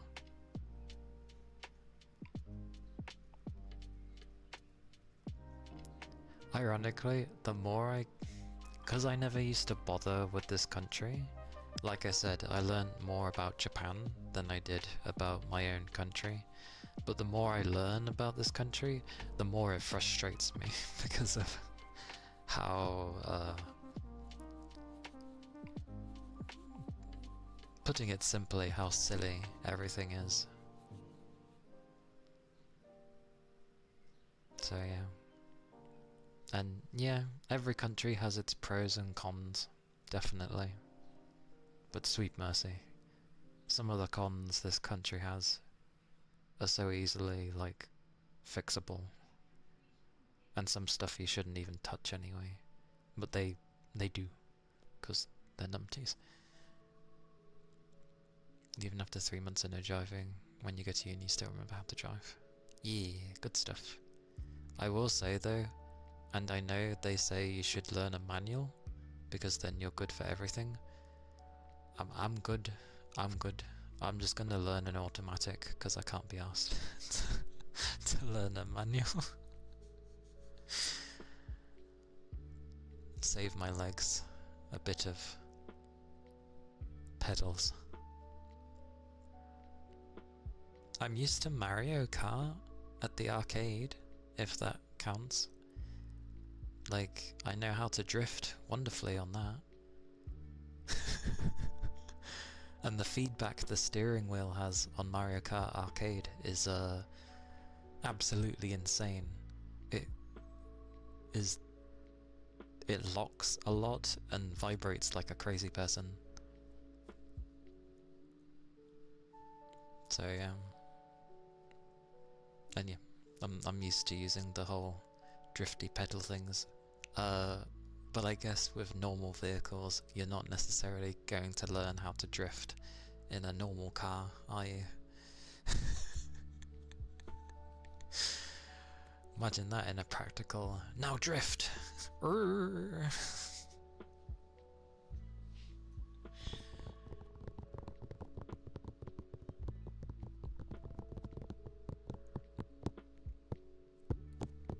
I mean, you'd be amazed how many people don't even bother indicating when they get to a roundabout. Like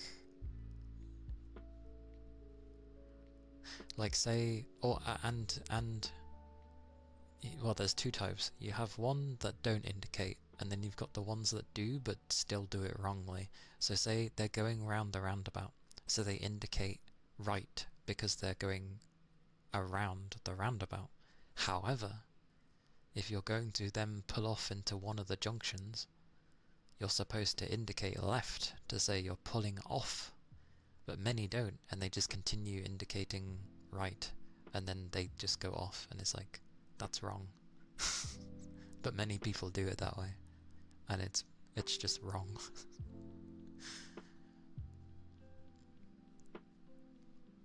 But I also know that a roundabout is kind of a foreign concept to many countries because they don't have them. What is it, like Britain, France, maybe a few others have a roundabout, otherwise not many.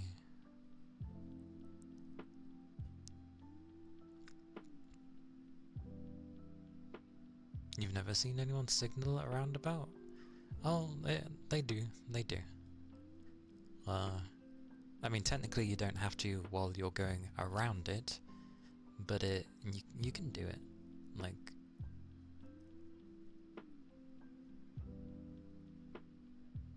Like I said, there's a mixture of people of who does what kind of thing. It's a bit broken. But generally, you are at least supposed to, you know, when you go to pull off from a roundabout, you're supposed to indicate left, because you're pulling out of the roundabout, but people don't think about that.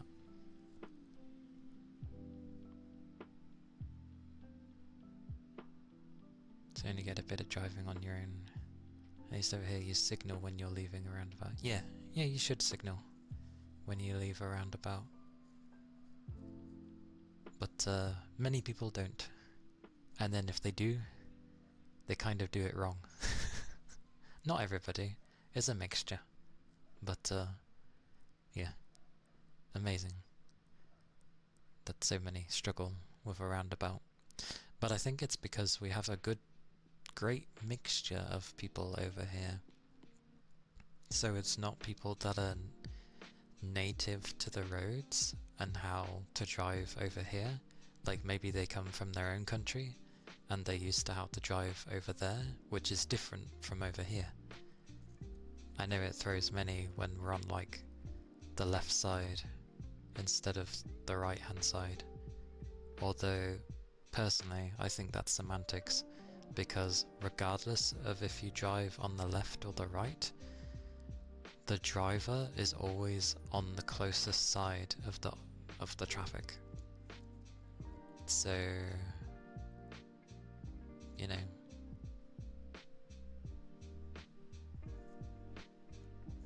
Oh, and there's some people that when you have like a dual carriageway, many people like to well, not many. I've seen plenty of people do it where they seem to love sticking to the lines in the middle of the road, and then they're like partially driving on the other side, and it's like, tuck yourself in, little dude. Which they only do when there's like oncoming traffic. Well, not on a dual carriageway, but even on normal roads. You know, I don't know what some think. We had it the other day where like the speed limit of the road, because it's a very long, pretty much straight road, so the speed limit was like 40 miles per hour, because that's how we do things. Yeah, 40 miles an hour is the speed limit, and you've got someone doing 20. Why so slow? I get you're being cautious, but 20 in a 40 area when it's pretty much a straight road? Like, come on, pick it up. Chop chop. So slow.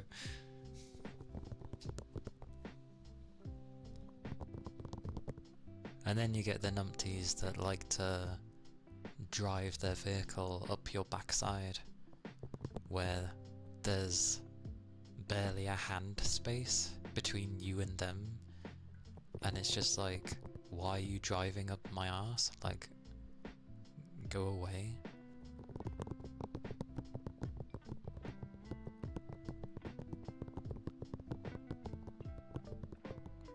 When those sorts of things happen, it's best to just, I feel, pull over to the side slightly when you can, to just let them pass, because I ain't having someone who wants to go faster ram into me because they wanted to go faster. Like, the law clearly states you're supposed to have a car width between you, minimum, between you and the other vehicle, so that if someone needs to slam on the brakes suddenly, there's a bit of a gap for you to do the same. Can't do that if you're literally near enough touching their bumper. Yeah, we had it the other day. There was this van right behind us, and I was just like, what the hell is wrong with this van? And then there was like a junction where we could turn left, so we came out the way and they just went zoom, and then they were going, so the speed limit was like, what, 40? They were probably doing like 60, near enough, very close to it, probably 55, way above the speed limit. But, you know, they get in an accident, their fault. But I'm not gonna be the one that gets put into one because of their, like, impatient driving.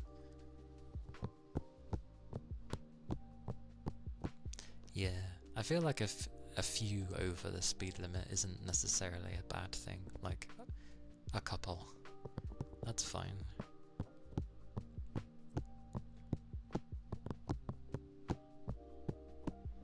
And going slow is fine if there is a lane to go slow. But if you're on a normal road it's just one road, and then you're going so slow that there's literally a queue forming behind you because of how slow you're going, then it's a problem.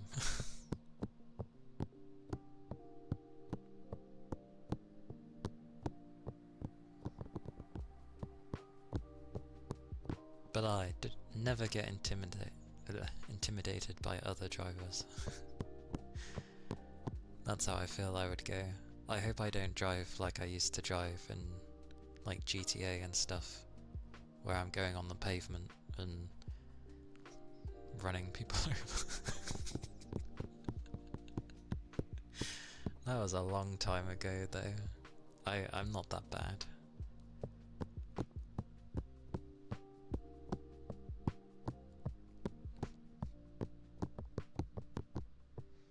Yeah, I don't think I'm that bad of going to run people over.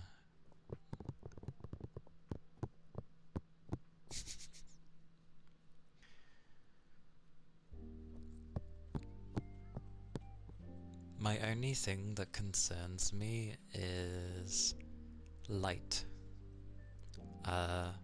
Something I've noticed when we're driving at 5 in the morning, especially in winter time because it's dark, people's lights are so bright to me that I can't see anything half the time when they're there, and like once they've passed it's okay, but like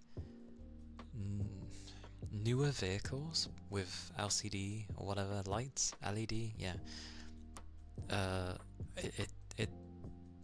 it's too bright. It's far too bright, to the point that it's blinding. Yes. I'm glad I'm not the only one then, because holy balls, you have like an older vehicle come by and it's fine. Like, I can see them and it's not blinding me, it's fine. A newer vehicle comes along, I can't see anything, and because of the area I go by, we have a lot of trucks as well, and newer trucks have that, and because obviously trucks are bigger, their lights are going to be at a different height, usually higher, so it's blinding. I can't see anything.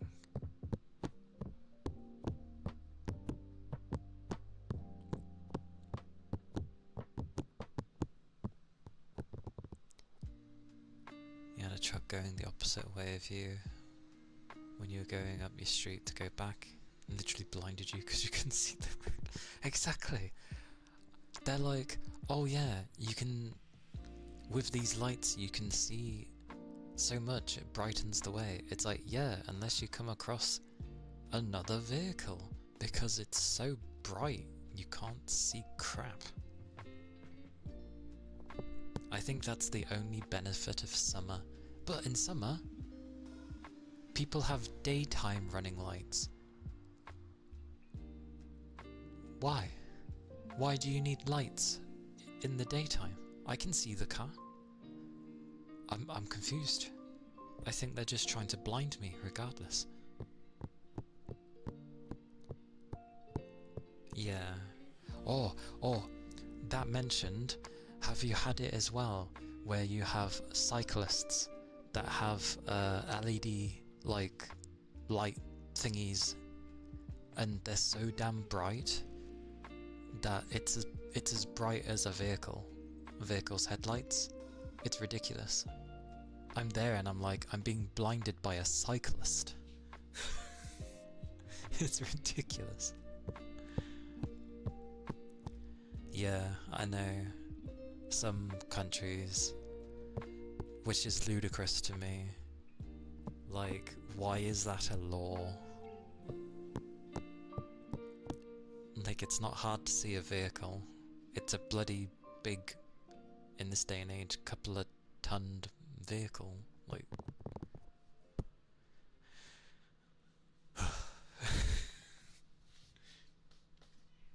you don't get too many cyclists. I don't see him. Like, there's not many, but I always see, like, the odd few. And yeah, they just have, like, a blinding LED light. And I'm just like, sweet mercy. You can certainly see the cyclist, I'm not gonna argue with that. Like, there's no way you could not see the cyclist. They're flippin' bright as hell.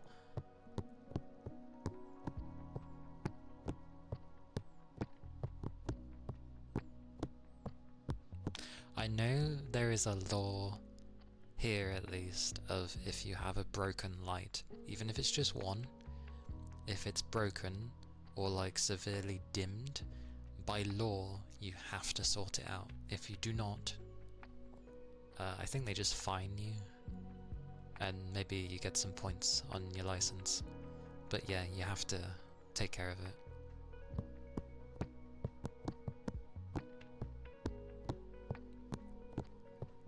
I feel like your brain registers cars as moving when they have lights. I guess I was just around in a time where lights on wasn't a common thing, and I would just...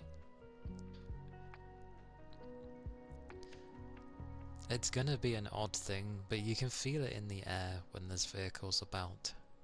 The wind isn't calm, but that's me.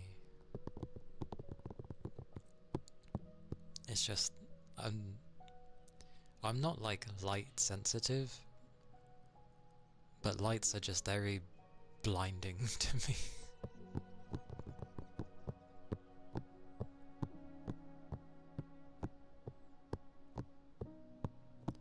And I'm expected to learn in this, and I'm there, and even as I'm sitting as a passenger currently, I'm like trying to see, like, keep my head up as if I was the one driving, and I'm like, I can't see anything.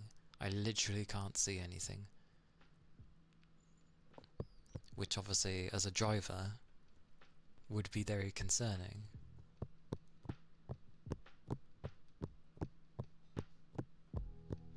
Yeah. It's just whatever you get used to, I guess. I just don't like lights.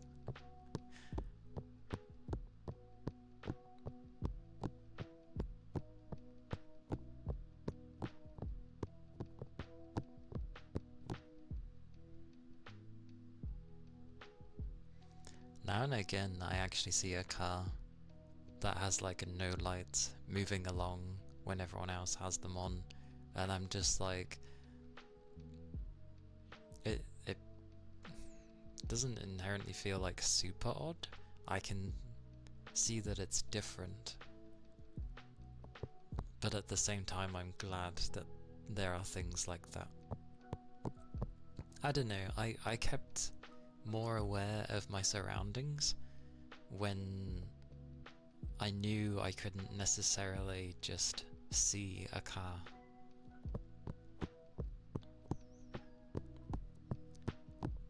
The lights kind of turn my brain off because it makes it so that I won't look, because I know it's gonna blind me, so I don't bother looking, which is bad in my opinion, but again, different things that people are used to.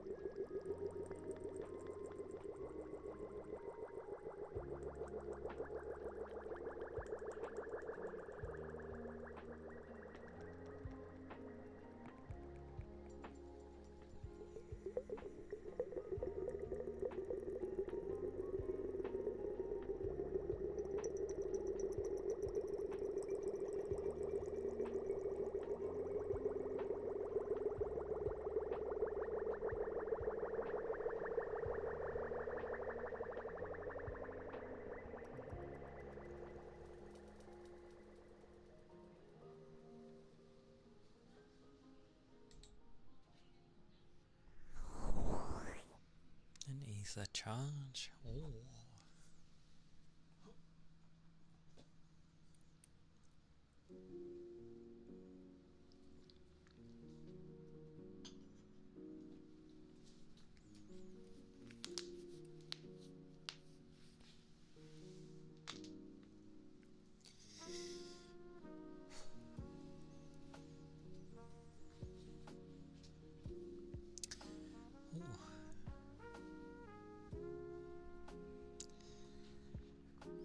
Thank you for the ether charge and stretch. Ooh, oop, bonk, bonk my mouse. Okay. Hop, hop.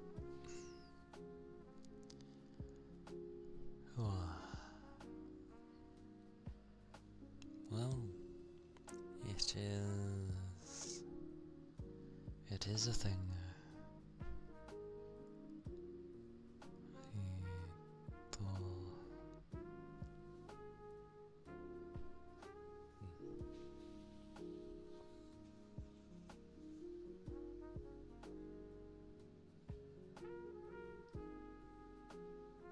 Oh, blind.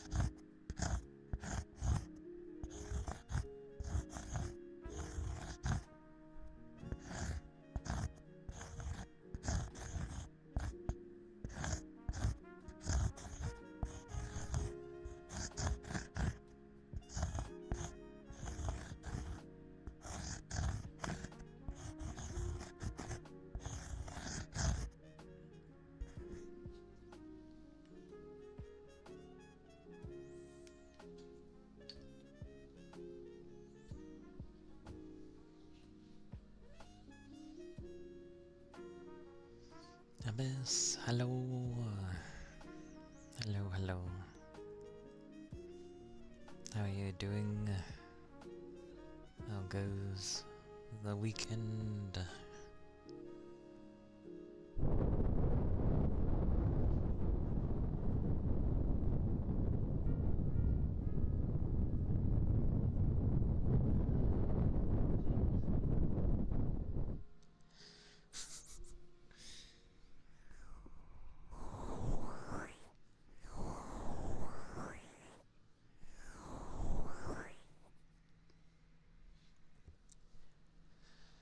A silly custom Yu-Gi-Oh deck with vegetables. With vegetables. As in you're literally using vegetables, or you're using the vegetable-based cards of Yu-Gi-Oh. Wait, no, because you did say a silly custom Yu-Gi-Oh deck. So I assume the vegetables within it, yeah. Oh! Oh, they are literally vegetables. Okay. I see, I see. What vegetables are you using? What assortment have you got?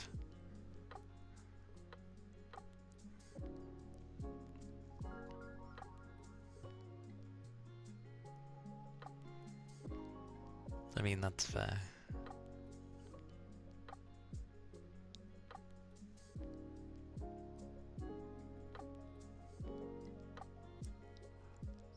The vegetables I can think of are like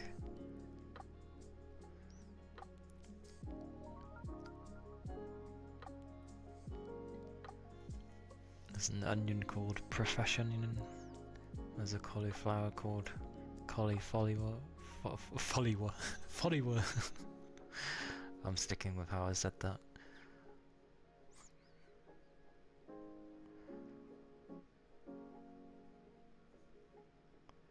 For some reason, I've broken that depot as cauliflower.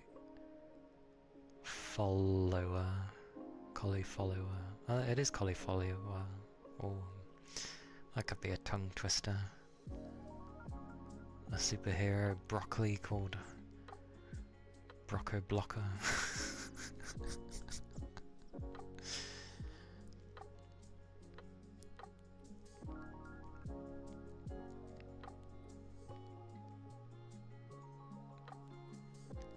Definitely some amusing names you're giving these things.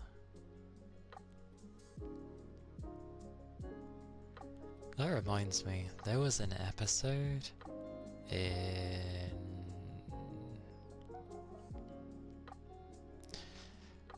I feel like it was a Kids Next Door episode. Maybe. There was one where... Oh no! Actually... No. I think it was a Dexter's Laboratory episode. There was like kids versus like alien vegetables because the vegetables decided to invade. And they were like, no one can take us down because you don't like your vegetables. And so the kids were getting like beat up and destroyed. But then the kids figured out a plan. And they covered all the vegetables in cheese. And then started eating the vegetables.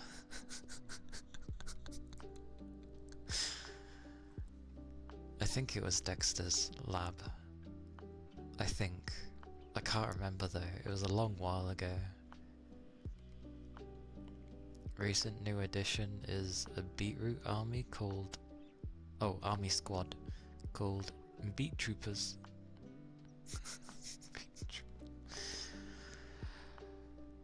Oh dear. That was a good show. It was. What does this button do, as Dee Dee says, pushing the button?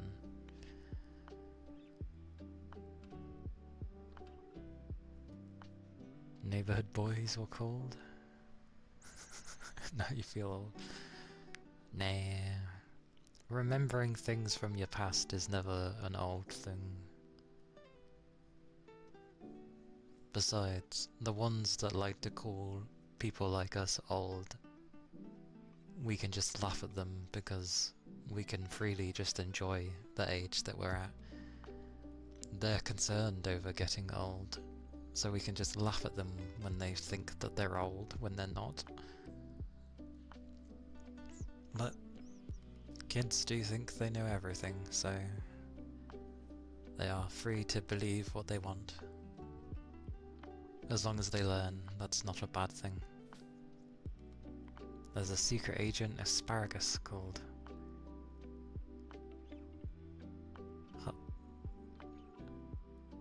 How the hell do you...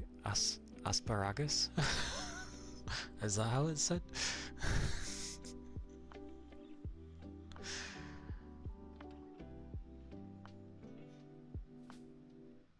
Oh, was I meant to emphasize the spy? Asparagus. Okay.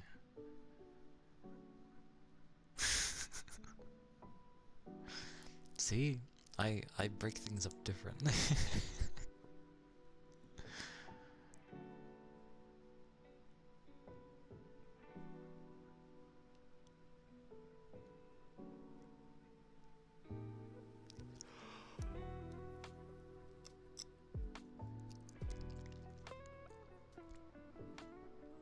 potato construction worker called Potato Master.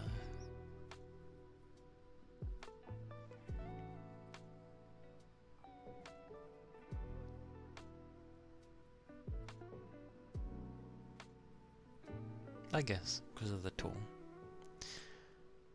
Now, for spuds, there's many names for potato-based stuff, like spuds, or tatas is another one, which always sounds funny, honestly. Not necessarily bangers and mashed, because that's sausage and mashed potato. What was the other one?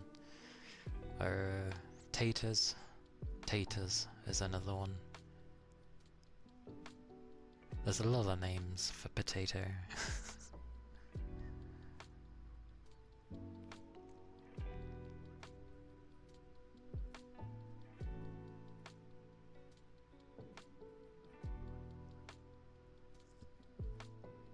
I have it in my head now as Potata Master. Potata Master. That sounds kind of funny. Or Tater. Tater Master. Taters! Taters, Mr. Frodo.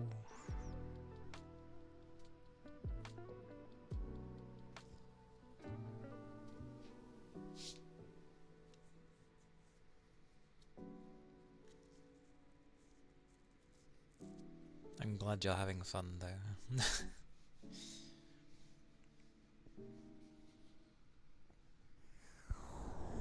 Alright.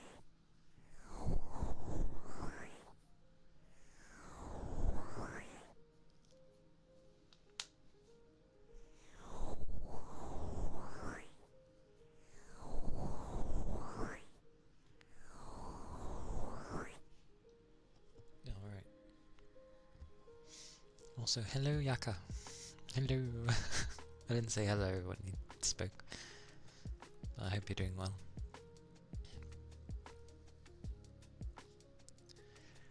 There's a real Yu-Gi-Oh card called World Carrot Weight Champion, who is like a WWE carrot wrestler. I could imagine it with a mask, yeah. Because of the funny bit at the top it could have for a hair. Well, if it was kept. Something tells me that the carrot would,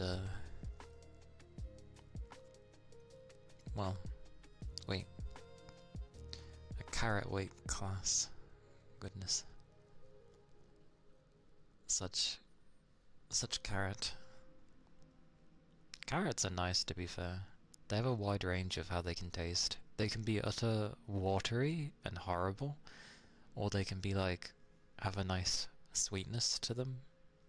It's horrible when they just are watery, because someone's basically just drained the life out of the carrot. Oh yeah, and uncooked carrots are quite nice as well.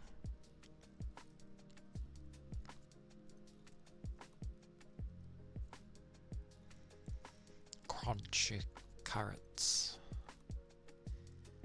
There's a character in the Atelier game I'm playing currently though. It's just like a cameo appearance, but it's someone from another game, and she utterly loves carrots. Trying to find the best carrot-based food.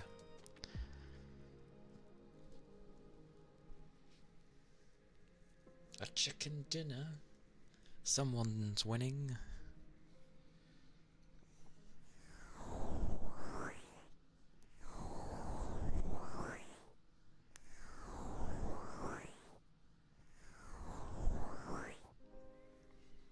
Yeah, you can't go... Well, I say you can't go wrong with chicken. You can... you can do something horrible with it, but generally, chicken's usually like... Nom nom nom. Good stuff.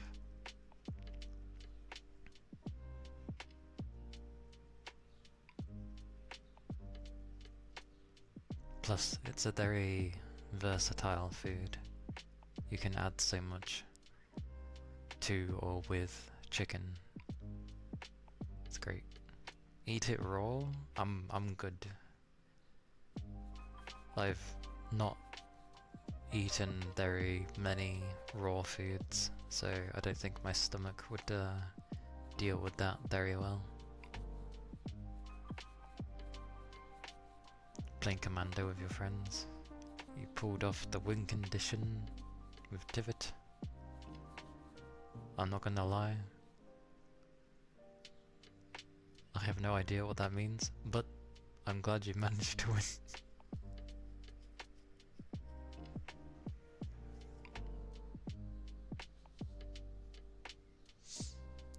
For some reason, that reminded of a Goblin Commander now.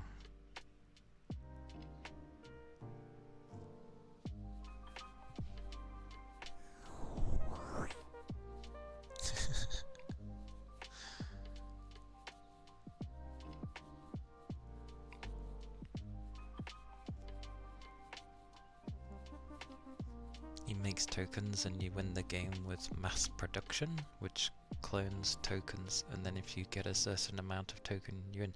Ah, okay.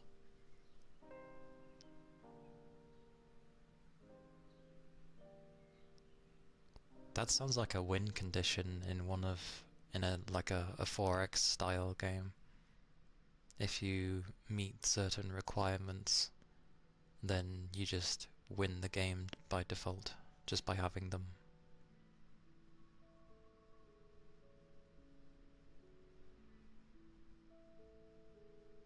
But yeah, nice one. Victory.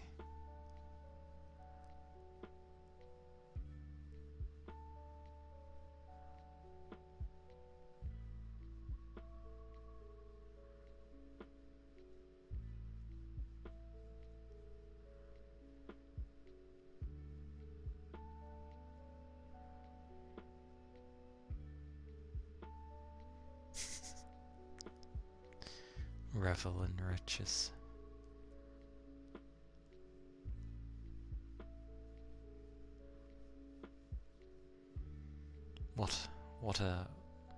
What a name for a deck though. The voting deck.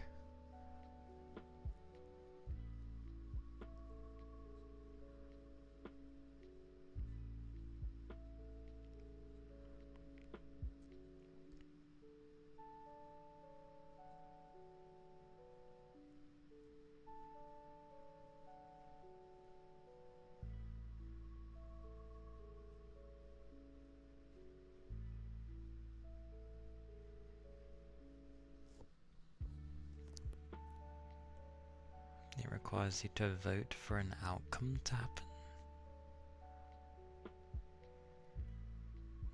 Okay. Oh, thank you for the follow. Thank you kindly.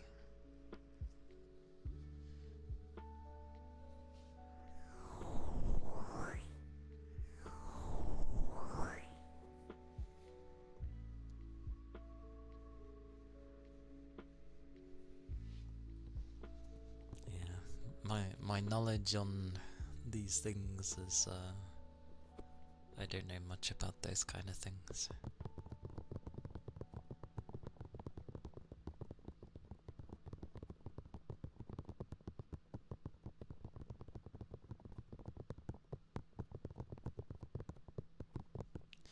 This is where Toby's gonna get into the mood to try things.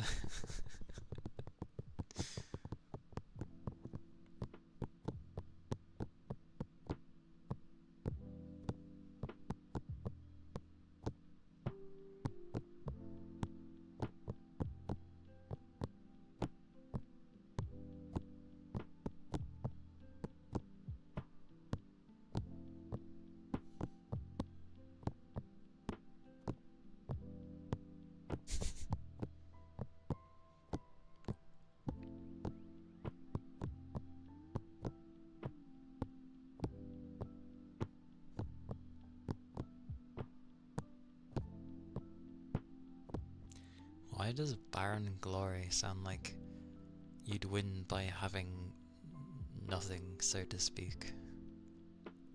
Or like it clears out everything. Like you just dominate by making everything into a barren thing, so to speak.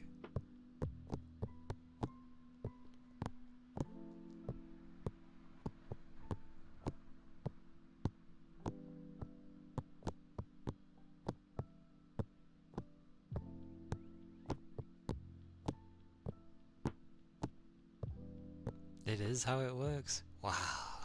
I got it right.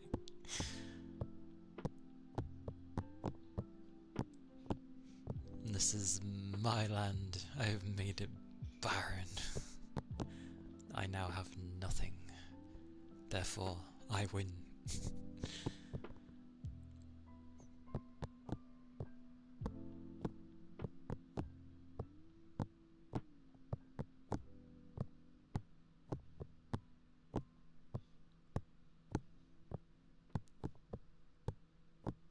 Because I've had plenty of people in the past really like, well, these sorts of things. So, while I've never really understood them or played them myself, something's sunk in, obviously.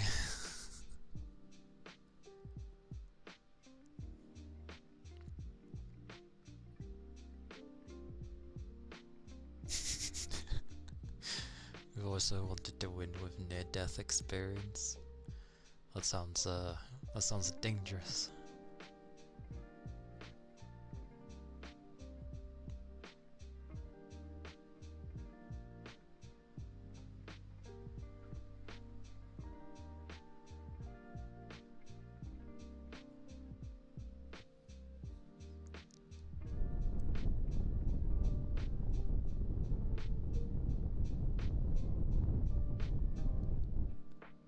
Thank you for the head pats.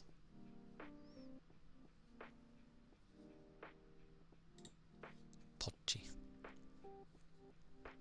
They're super hard to pull off. I could imagine usually being put in those kind of experiences. Well, I'd assume it'd put you in a very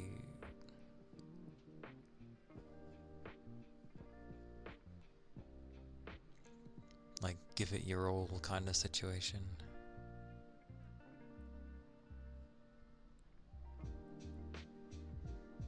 Thoracle? That's a name.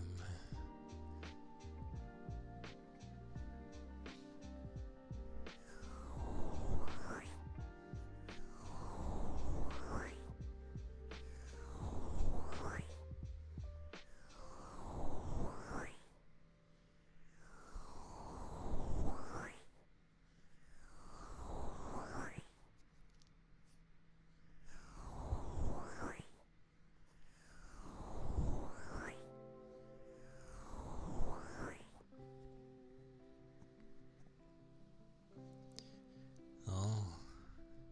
Damn.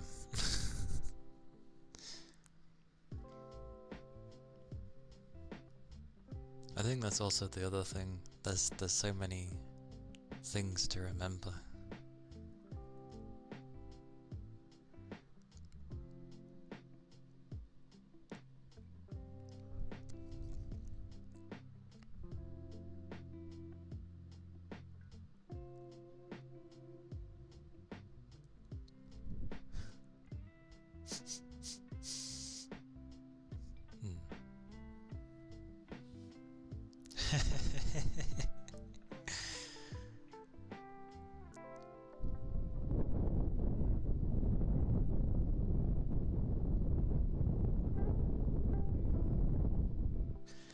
Besides the collaborations, how often do they release a new set?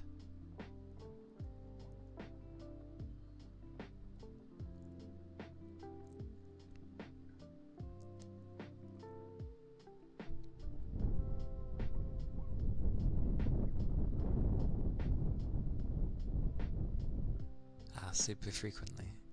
Okay.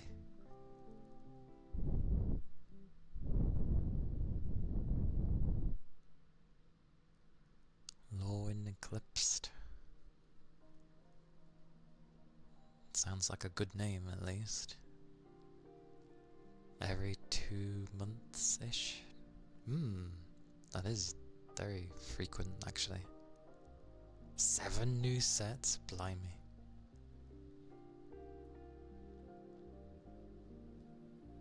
A Ruby deck.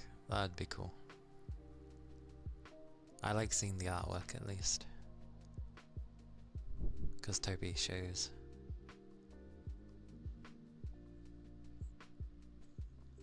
Like, some of the best ones.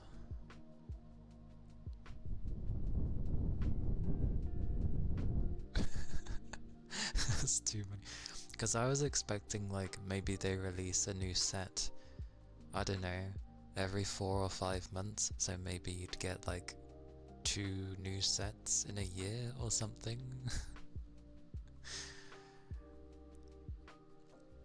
Not one every few months.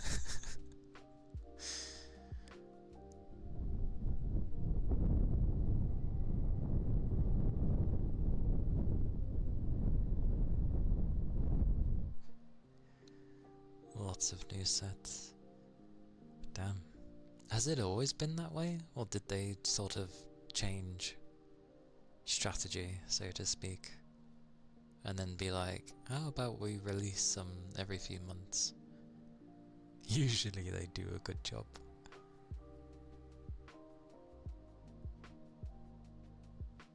It's a new decision, okay. I wonder if it's because, like, they've seen how, you know how other card places have been releasing stuff, and I don't know, maybe they've seen how popular things are with those sorts of things.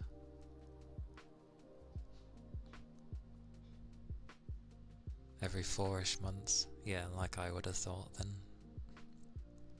Because giving 4 months for each card seems like a good amount of time to, one, get the artwork done and dusted, but obviously, like, just the design of the card itself, like, that should be enough time, but every 2-ish months seems like a very hurry up time frame kind of thing.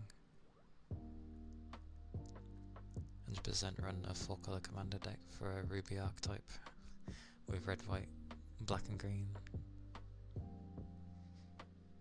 That is fair.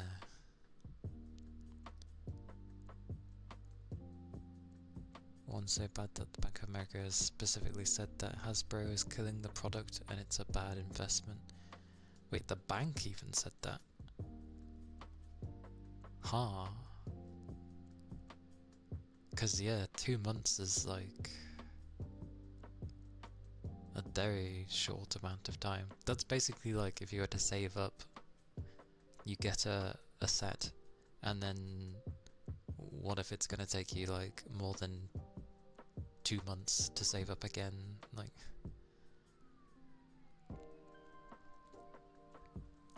there's a website out there that tracks the set released in each year.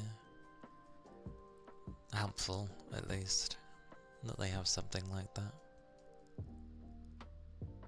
You think red, white, black and blue would make more sense? Because Yang would be Rakdos' colour, Ruby would be mono red, Blake would most likely, Demir and Vice would be Esper. At the very least, I know the names of the characters. I did watch a bit of Ruby. More of the start of it. But back then, there wasn't too many episodes. It was when Monty Oum was still alive. Because obviously he was the one that originally did everything for it. I remember when he did his things with Dead Fantasy and all that stuff, which was a combination of Final Fantasy and Dead or Alive characters.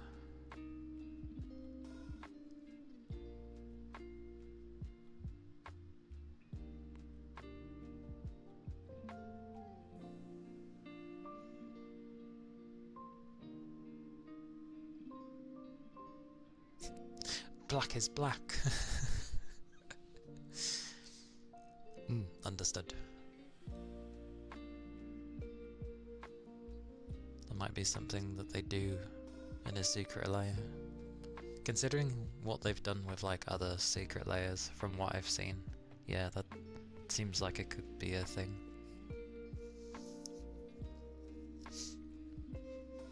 Because it seems like what they're doing currently with all the cards and the collabs and stuff seems to be like, let's literally collab with everything under the sun. Which the only time I've seen something like that has been Fortnite, which seems to collab with everything.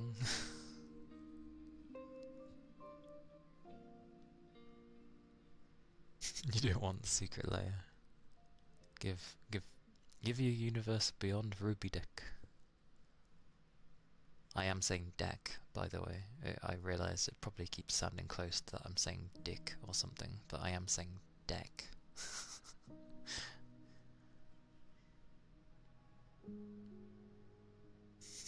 You will pay them to do it. I get the feeling it would cost a lot of this.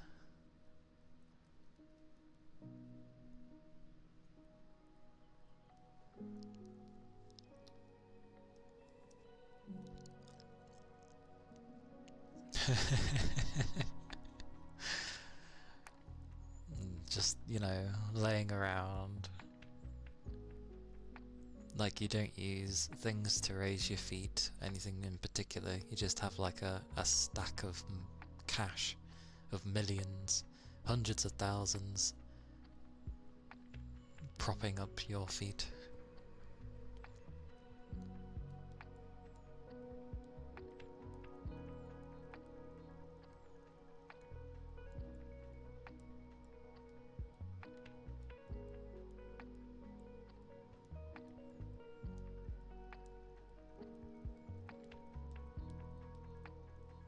I remember Dead Fantasy though. Although it put every character at its peak. And because it was sort of a fan animation back then, I remember you could tell when there were certain characters that were preferred because they would do much better in fights. You wipe your tears with $100 bills. That's bad because I read $100 because of the symbol, and then I seen dollar again, so I went to say $100 dollar bills.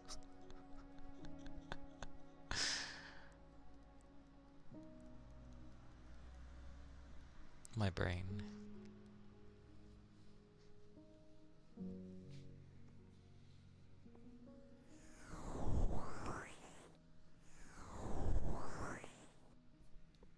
Technically it makes sense though.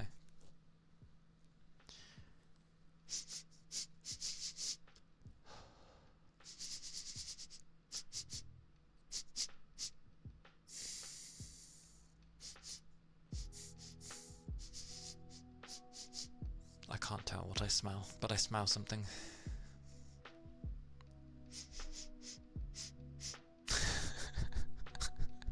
Yes. Yes, I smell food.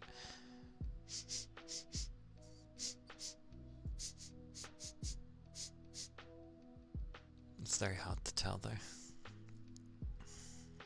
Because usually when I smell something and I'm like, oh, it smells so nice, and then it ends up being something that I'm like, oh.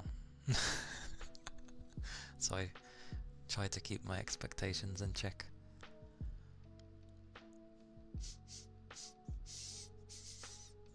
I have no idea what it is though.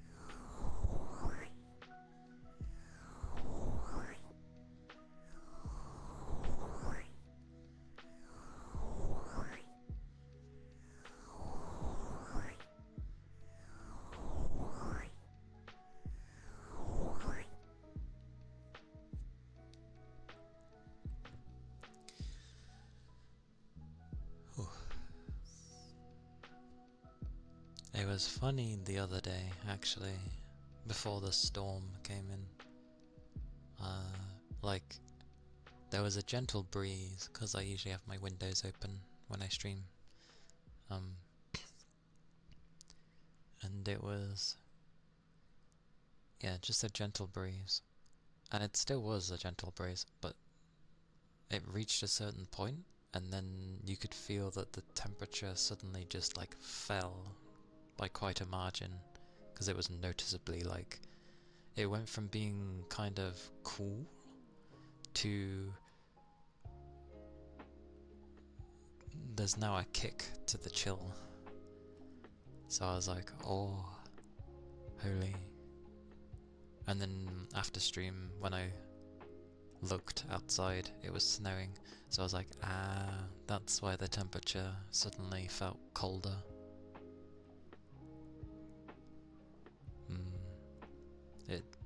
It was snowing, that's why it got colder.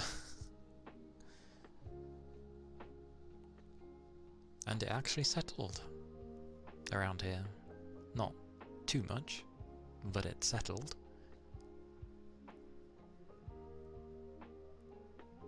But things were kinda slushy.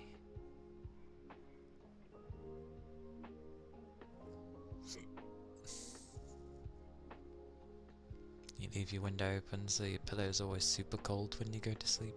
Do you like your pillow being super cold?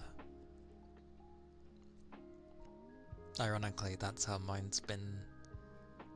Because again, I keep leaving, usually, my windows open till I go to bed. Plus it's important to air the room, I feel. It's nice laying on that and then it just sort of warms up. It's an interesting feeling.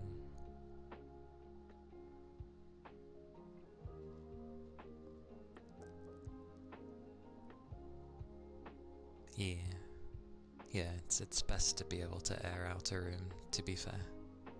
Especially if you do spend a lot of time within the room. Too stinky, yeah. Because generally, you wouldn't really notice it after a while. It's going to be other people that notice it. But yeah, I keep opening my window. You live in a box that you never leave. It's a box full of cards, full of all the cards that you would like. Freely making you new decks. They just teleport into a new, like, tub.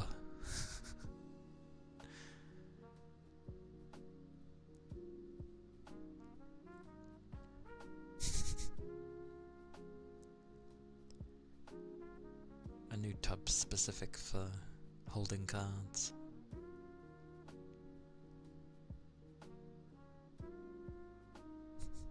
What is your superpower? I can spawn in any card that I need. That sounds a bit cheating now that I think about it. Being able to spawn in the card that you want. Believe in the heart of the cards, as it would be in Yu-Gi-Oh! But yeah. You like being restricted by the cards that you own and willing to buy. It gives a special feeling for you.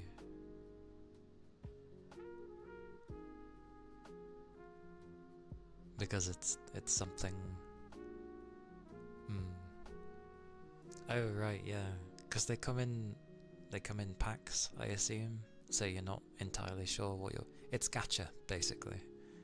It's the original gacha that existed. Yeah. Which is fair, because you might get something where you're thinking, perhaps. It is gacha, true. Yeah, but with physical, it's still down to like... I feel like physical gacha is still different from digital gacha. Like, you don't know how they would have set the numbers to work. But in physical, it's just like, well, once it's put into this pack, it's set in stone. So it ain't gonna be picking from a whole library. You have a friend who builds decks a lot and he also just proxies them. But it's better because it's physical. Yeah. It's like how I like physical books. Like, yeah, I can have them digitally and read them, and sometimes I do. But, like, for books, if there's a book I would properly enjoy, or I feel like I want to own this book, I will go do so. Because, yeah, there's just... It's the whole I own this kind of thing. Because you can't physically take it away from me. I mean, you can, but you get what I mean. By having it physically, it's in my hands, I own it, this is mine, like... You love Magic, but you hate building decks. You usually just borrow them from friends. If you want to experiment, you just play online. Ah, okay. Yeah. I feel there's nothing wrong with just, like, collecting the cards there.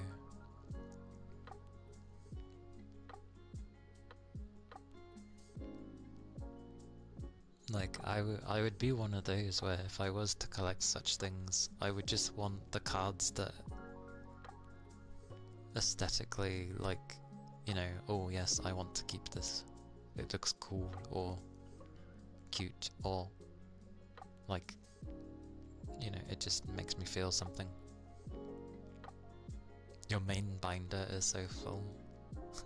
I just imagine, like, you having this giant binder that's thick and just like you were unearthing an ancient old big ass book. I don't know why I keep referencing books, but here we are. you get the reference. You have too many good looking cards. There are some really nice designs on those cards, to be fair.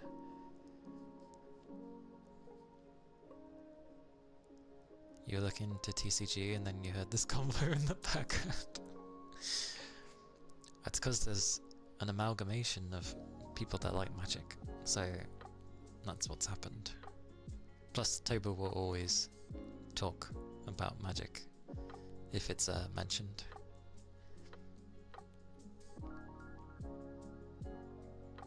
Because why not? Not that thick, it's a fairly standard size. One day it may become a thick bugger. That sounds weird in a sentence to say in this day and age, but yes. That's how you get... yes, that's how you get Toby to yap. You just start talking about... Technically you could talk about cards in general, but yeah, if you're gonna mention about like Magic and stuff... Sorry, Magic the Gathering, then yeah. You're looking to Star Wars Unlimited because you have some friends who want to play with them. Oh, who want you to play with them. Okay. I see, I see.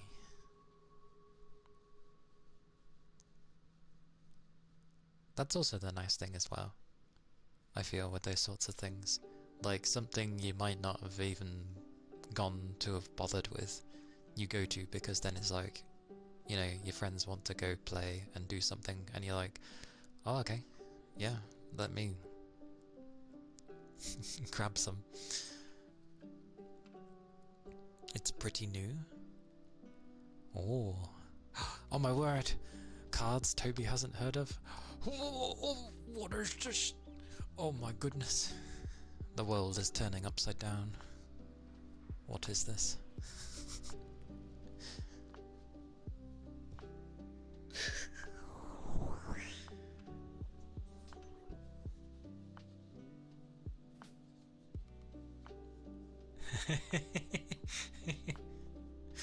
I know.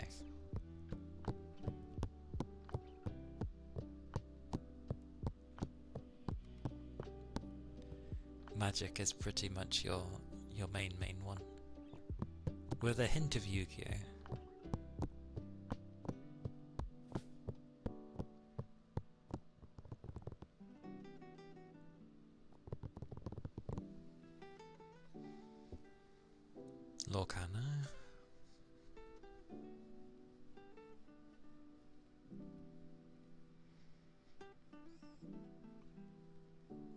I just mainly enjoy when people start talking about the card stuff, because I haven't really played any. Maybe Pokemon when it first started. Keyword there. But otherwise, I didn't really. It's because when it came to getting into card games, the card games I was given was, you know, Solitaire and other ones like that, which kind of were not very exciting.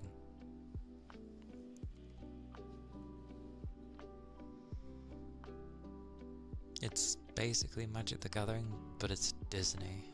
Oh, goodness gracious.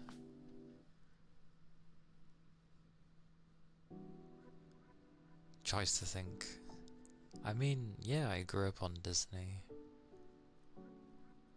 But old Disney. Before they came whatever they are now.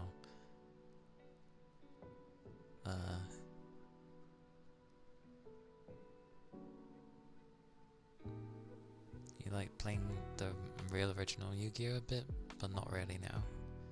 Yeah, I can imagine things probably changed. You've seen it in stores but no idea how it works? Although, Ito said it's basically Magic the Gathering. Must run off of like similar rules, basically. Maybe just has different names, meaning.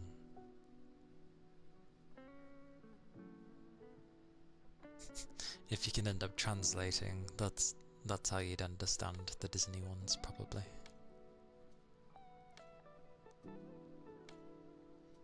For some reason, I'm just imagining having, like, the 7 Dwarves as a bunch of cards, and I'm just like, okay.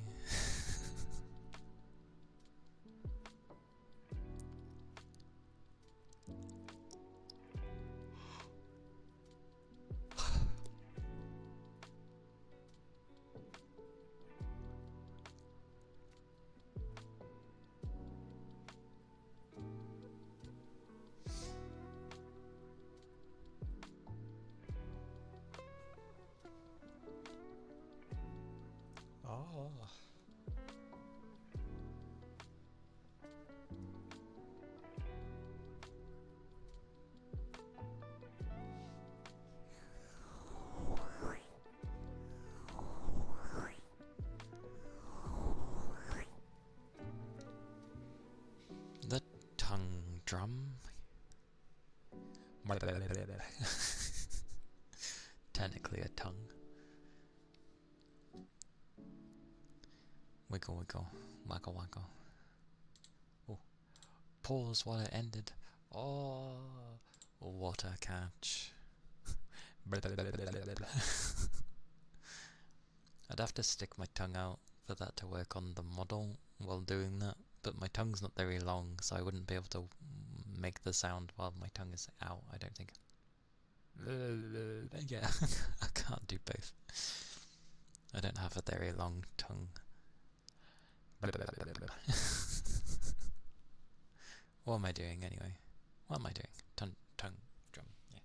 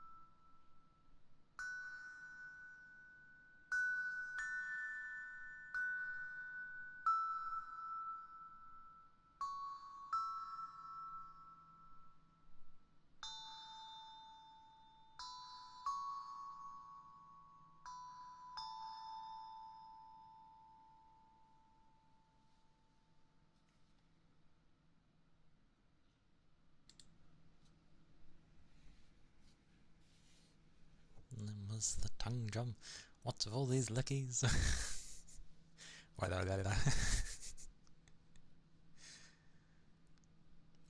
is... And then I forget what the icon for this thingy looks like. There we go.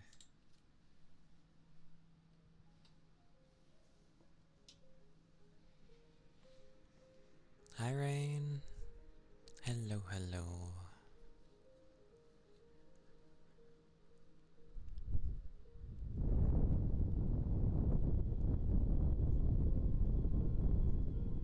It's good to see you.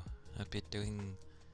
I'm hoping that you're able to rest. Or at least relax. I have been, thank you.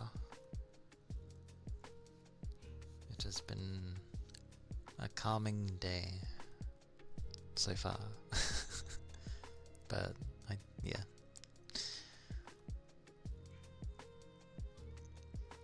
My bum's getting a little numb, but that's about it.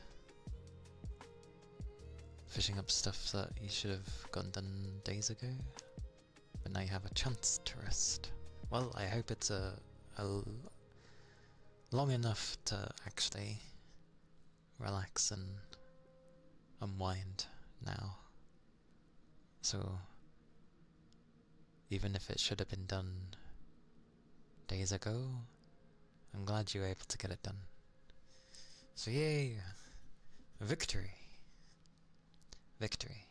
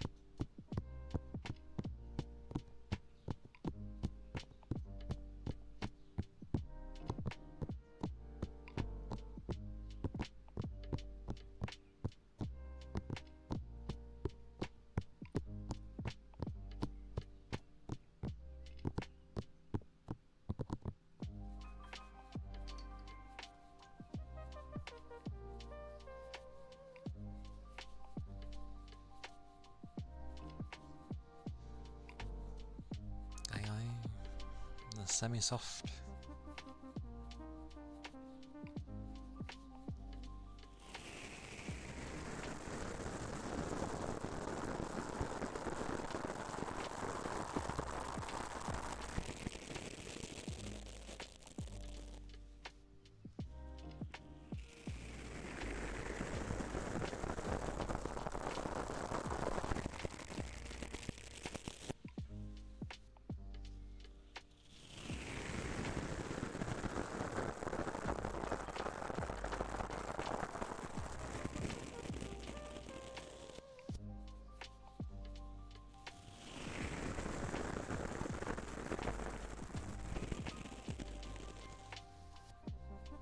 Thank you for the follow. Thank you kindly.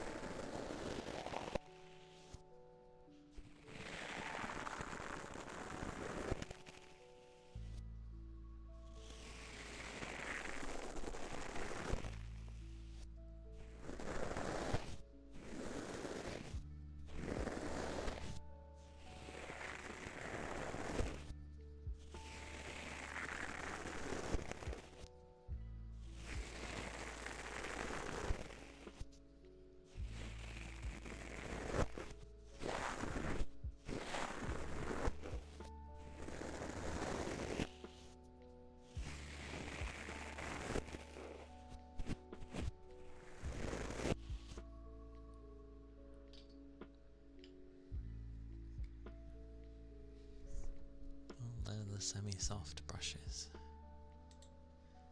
I can always tell when the heating comes on. Like, I smell it weirdly. I think. Is it the heating I smell? Yeah, I'm pretty sure it is. I smell the heating coming on from the radiators. I'm glad I turned mine on, because initially when I did turn it on, it wasn't heating up, so it took a while before it could actually heat up. But I only have it on low, because I don't need a lot of heat. My PC produces enough when I start playing games, so even though it still stays fairly cool, it still generates constant heat. But the only way I really feel that is when I close my door. Built-in heaters? Yes. Indeedy. No, no, no. Surprisingly, this is a pretty chill playlist. How nice. It's got a nice mix of things. It's not like overbearing like some of the others can be, and it's got some nice beats to it.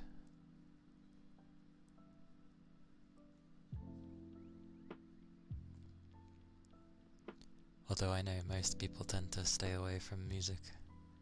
Yeah, I usually alternate between the different playlists I use. But you know when you're listening to them too much, when you can guess what's next in the playlist. Which helps when I'm tapping, to be fair, because I know what song's coming. I've not played this one before, so I don't know them. It's a mixture. Some people like it to be silent, others like to have a little something in the background, whether it be ambience. And I've seen ones where you have like just some chill music in the background. Usually for ASMR, I think most people tend not to put music on for ASMR. It's usually ambient stuff. But I tend to have my music really low. But I talk fairly low, and my triggers are fairly low, so it should work in tandem. Yeah. Rain noises are very ambient, kind of loud in a different way, because of the constant noise it gives off.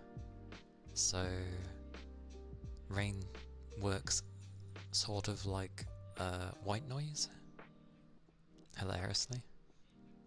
So that's why a lot of people like it. I like rain as well. I don't think like, many usually will say they don't like being out in the rain, but they like to hear the rain. So I feel like rain naturally just is calming for people. For the most part. I like rain as well.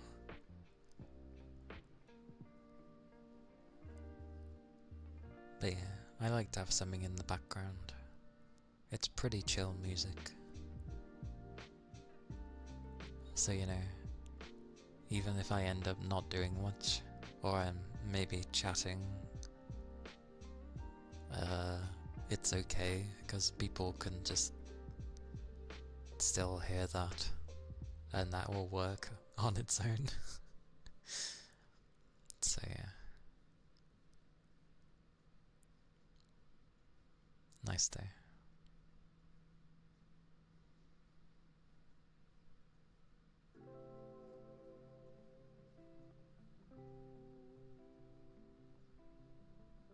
Because, like, you don't get that in summertime, do you? There's no nice sounds that come with summer. From the weather, I mean. summer tends to come from, like, depending on where you come from, different sounds from maybe birds or bugs or what else?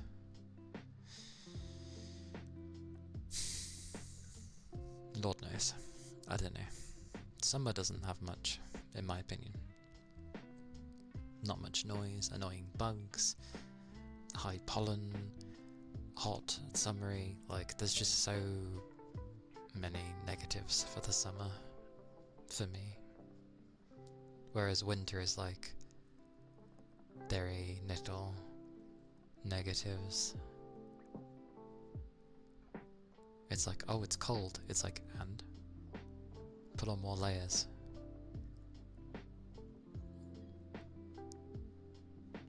Oh, it's raining a lot. Cool. I love the rain.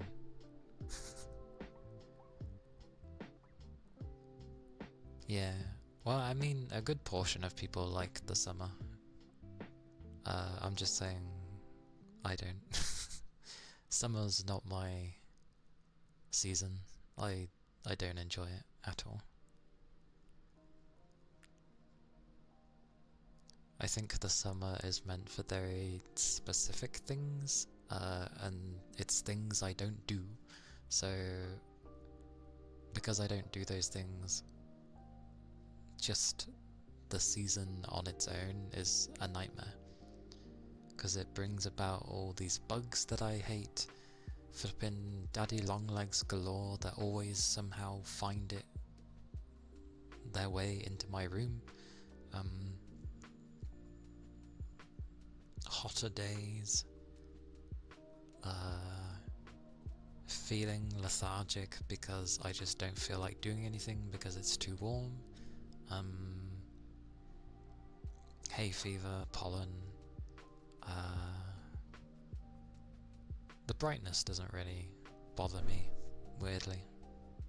It's bright, yeah, but it's okay. Is associated with a break from school? Oh, is that why? Right, yeah. You young whippersnappers get so much time off, I forget. Yeah. Fair enough. I don't get that.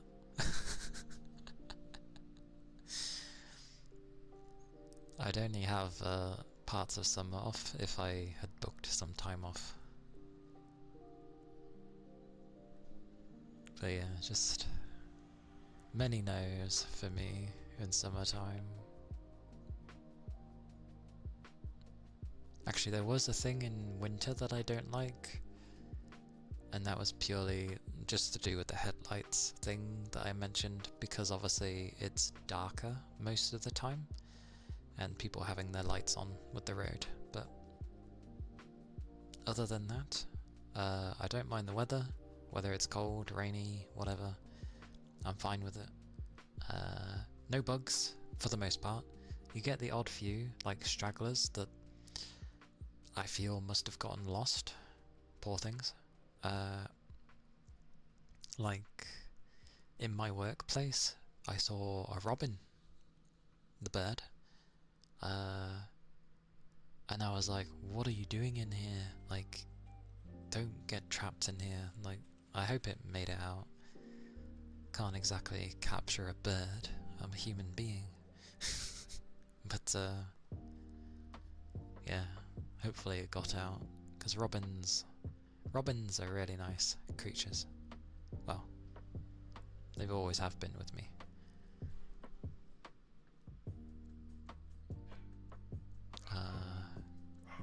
Woof. Woof. Anyway. Ooh. That arm needed a click, apparently. Woof.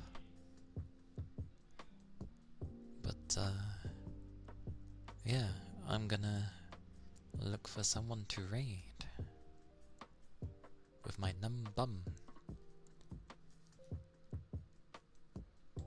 My god, my arm, though.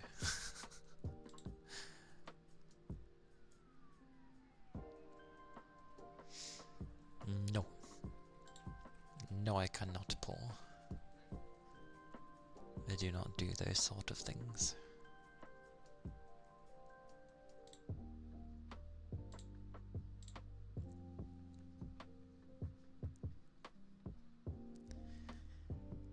What have we got on there?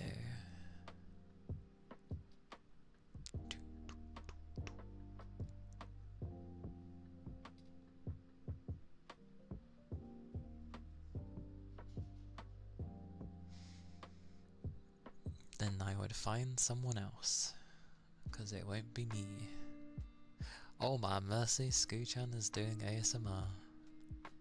I feel like it's been a long time since I've seen her in this category.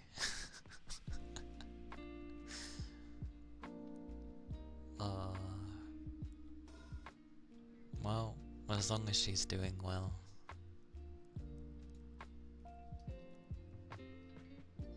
Bless her.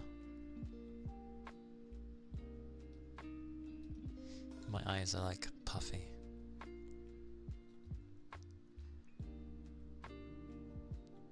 God damn it. I was like, oh, this looks good. And then there was like ear licking. I'm like, damn it. I'm perfectly fine with ear licking, but I know others aren't.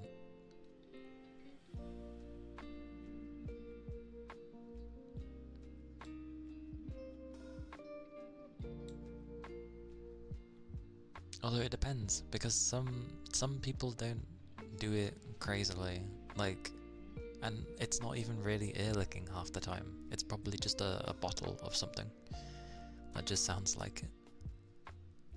That's what gets me. Like, very rarely do people actually do it. Some do, but not everybody.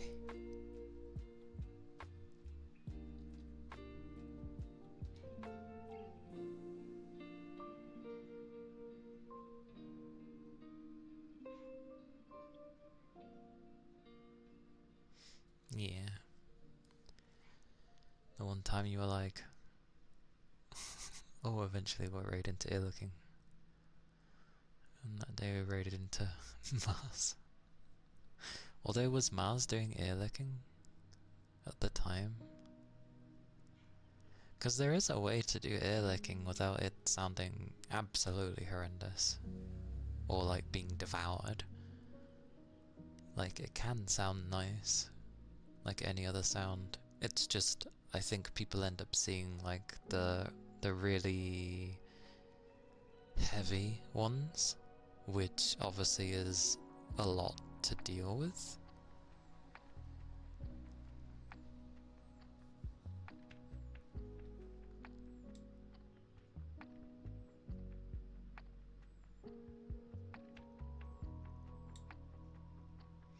Hey Tech, welcome in. Just looking at who to raid.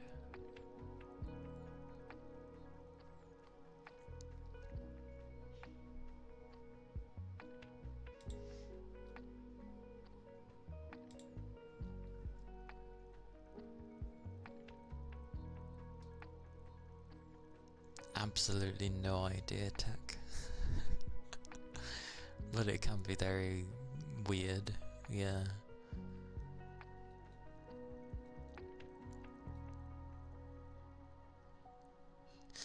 I was like, I'd love to one day raid Ashy, but I know she very much prefers females. She loves females, bless her.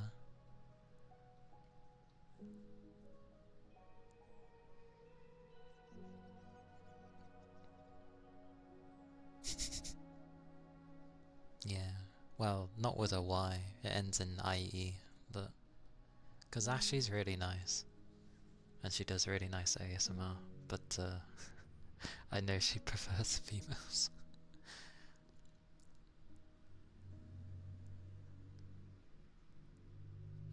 So Ash and then IE, but the thing is, it's mainly just because of how my model is. I don't want her to end up glancing and being like, oh, another girl. because she tends to look at who's raiding her, because she's polite and very nice. But then obviously if you hear me talk, it'll be like, oh, you're not a girl. Like, I don't want to give a wrong thing, wrong impression, just based off of visuals. Although I could end up just leaving my stream running while I raid, because you can't look at people's things while... I mean, you could look at the VODs, but you can't look at the current stream if you haven't ended it yet. Oh wait, no, yes you can! Twitch changed it! No! I forgot Twitch changed it. You can click back like it's a YouTube stream now. Ah, I forgot.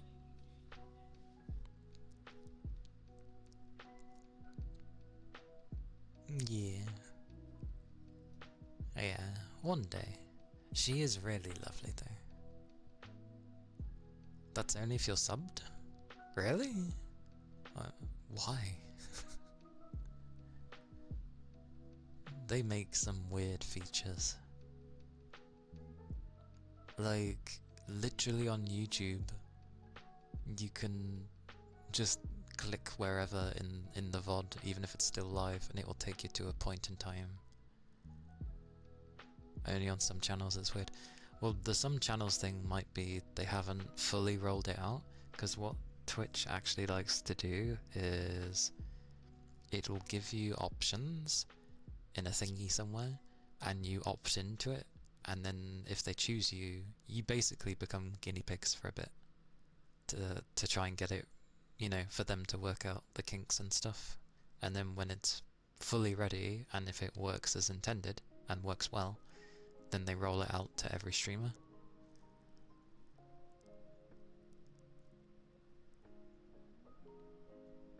Oh, okay.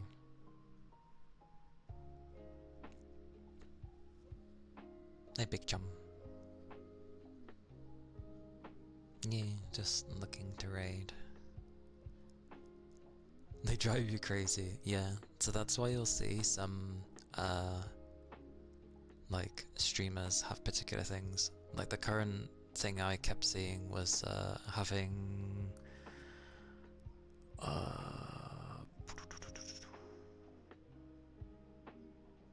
was it vertical? No. Or... yes. Yes. So, having vertical streams, so that when you'd be streaming, if people were looking on the phone, then it would actually show on the entirety of the phone instead of just the little square box at the top.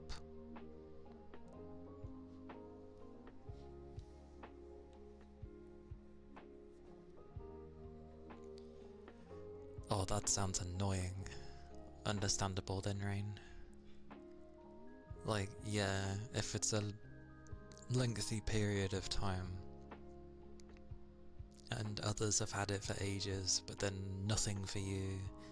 Like, I feel like if it's just for maybe 6 months or something, like you've had a bunch of months that a handful of buggers have been, you know, doing it, and they've got their info from it and they're ready to roll it out to everybody else, that's kind of okay. But 2 years? That's horrible. That ain't progressive. That's flipping... you've just given things to people and left it on the rest.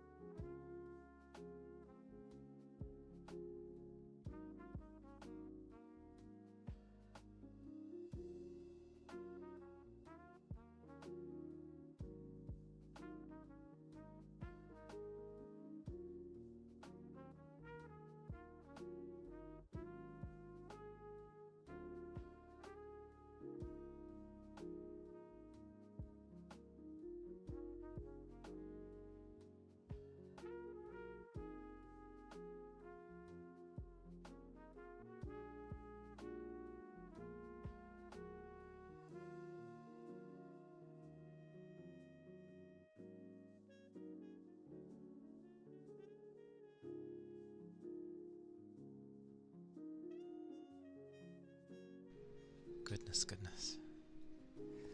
Yeah, an obvious food time, apologies. It's a peppercorn steak thingy, a bobby with some salad. It's fine by me. Been having too much potato. Having potato every day is not great, so it's nice to have something not potato. Yeah. Yeah. Although I am the boring kind of a salad. My salad literally consists of like lettuce and some cucumber. That's my lettuce. That's my lettuce, that's my salad. That's what I would have. I don't usually put any dressing or anything with it. This one has a dressing. It's not the end of the world. I should be okay.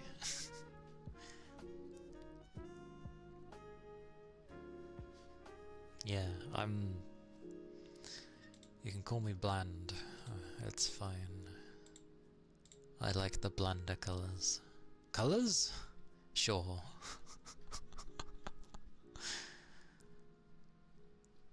Yummy food indeed.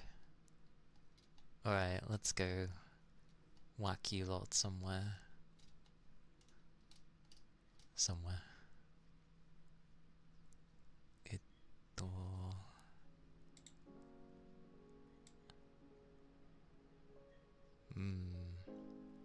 I was like, maybe here. And the first thing I hear is bloody ear licking.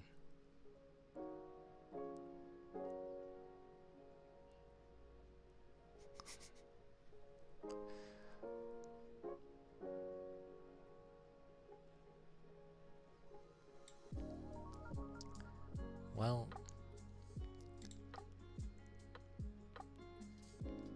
let's send you in there anyway, because why not? You're going in! It's not that bad. It's not egregious. It's soft. And I think she's stopped for now. Go raid Pommy.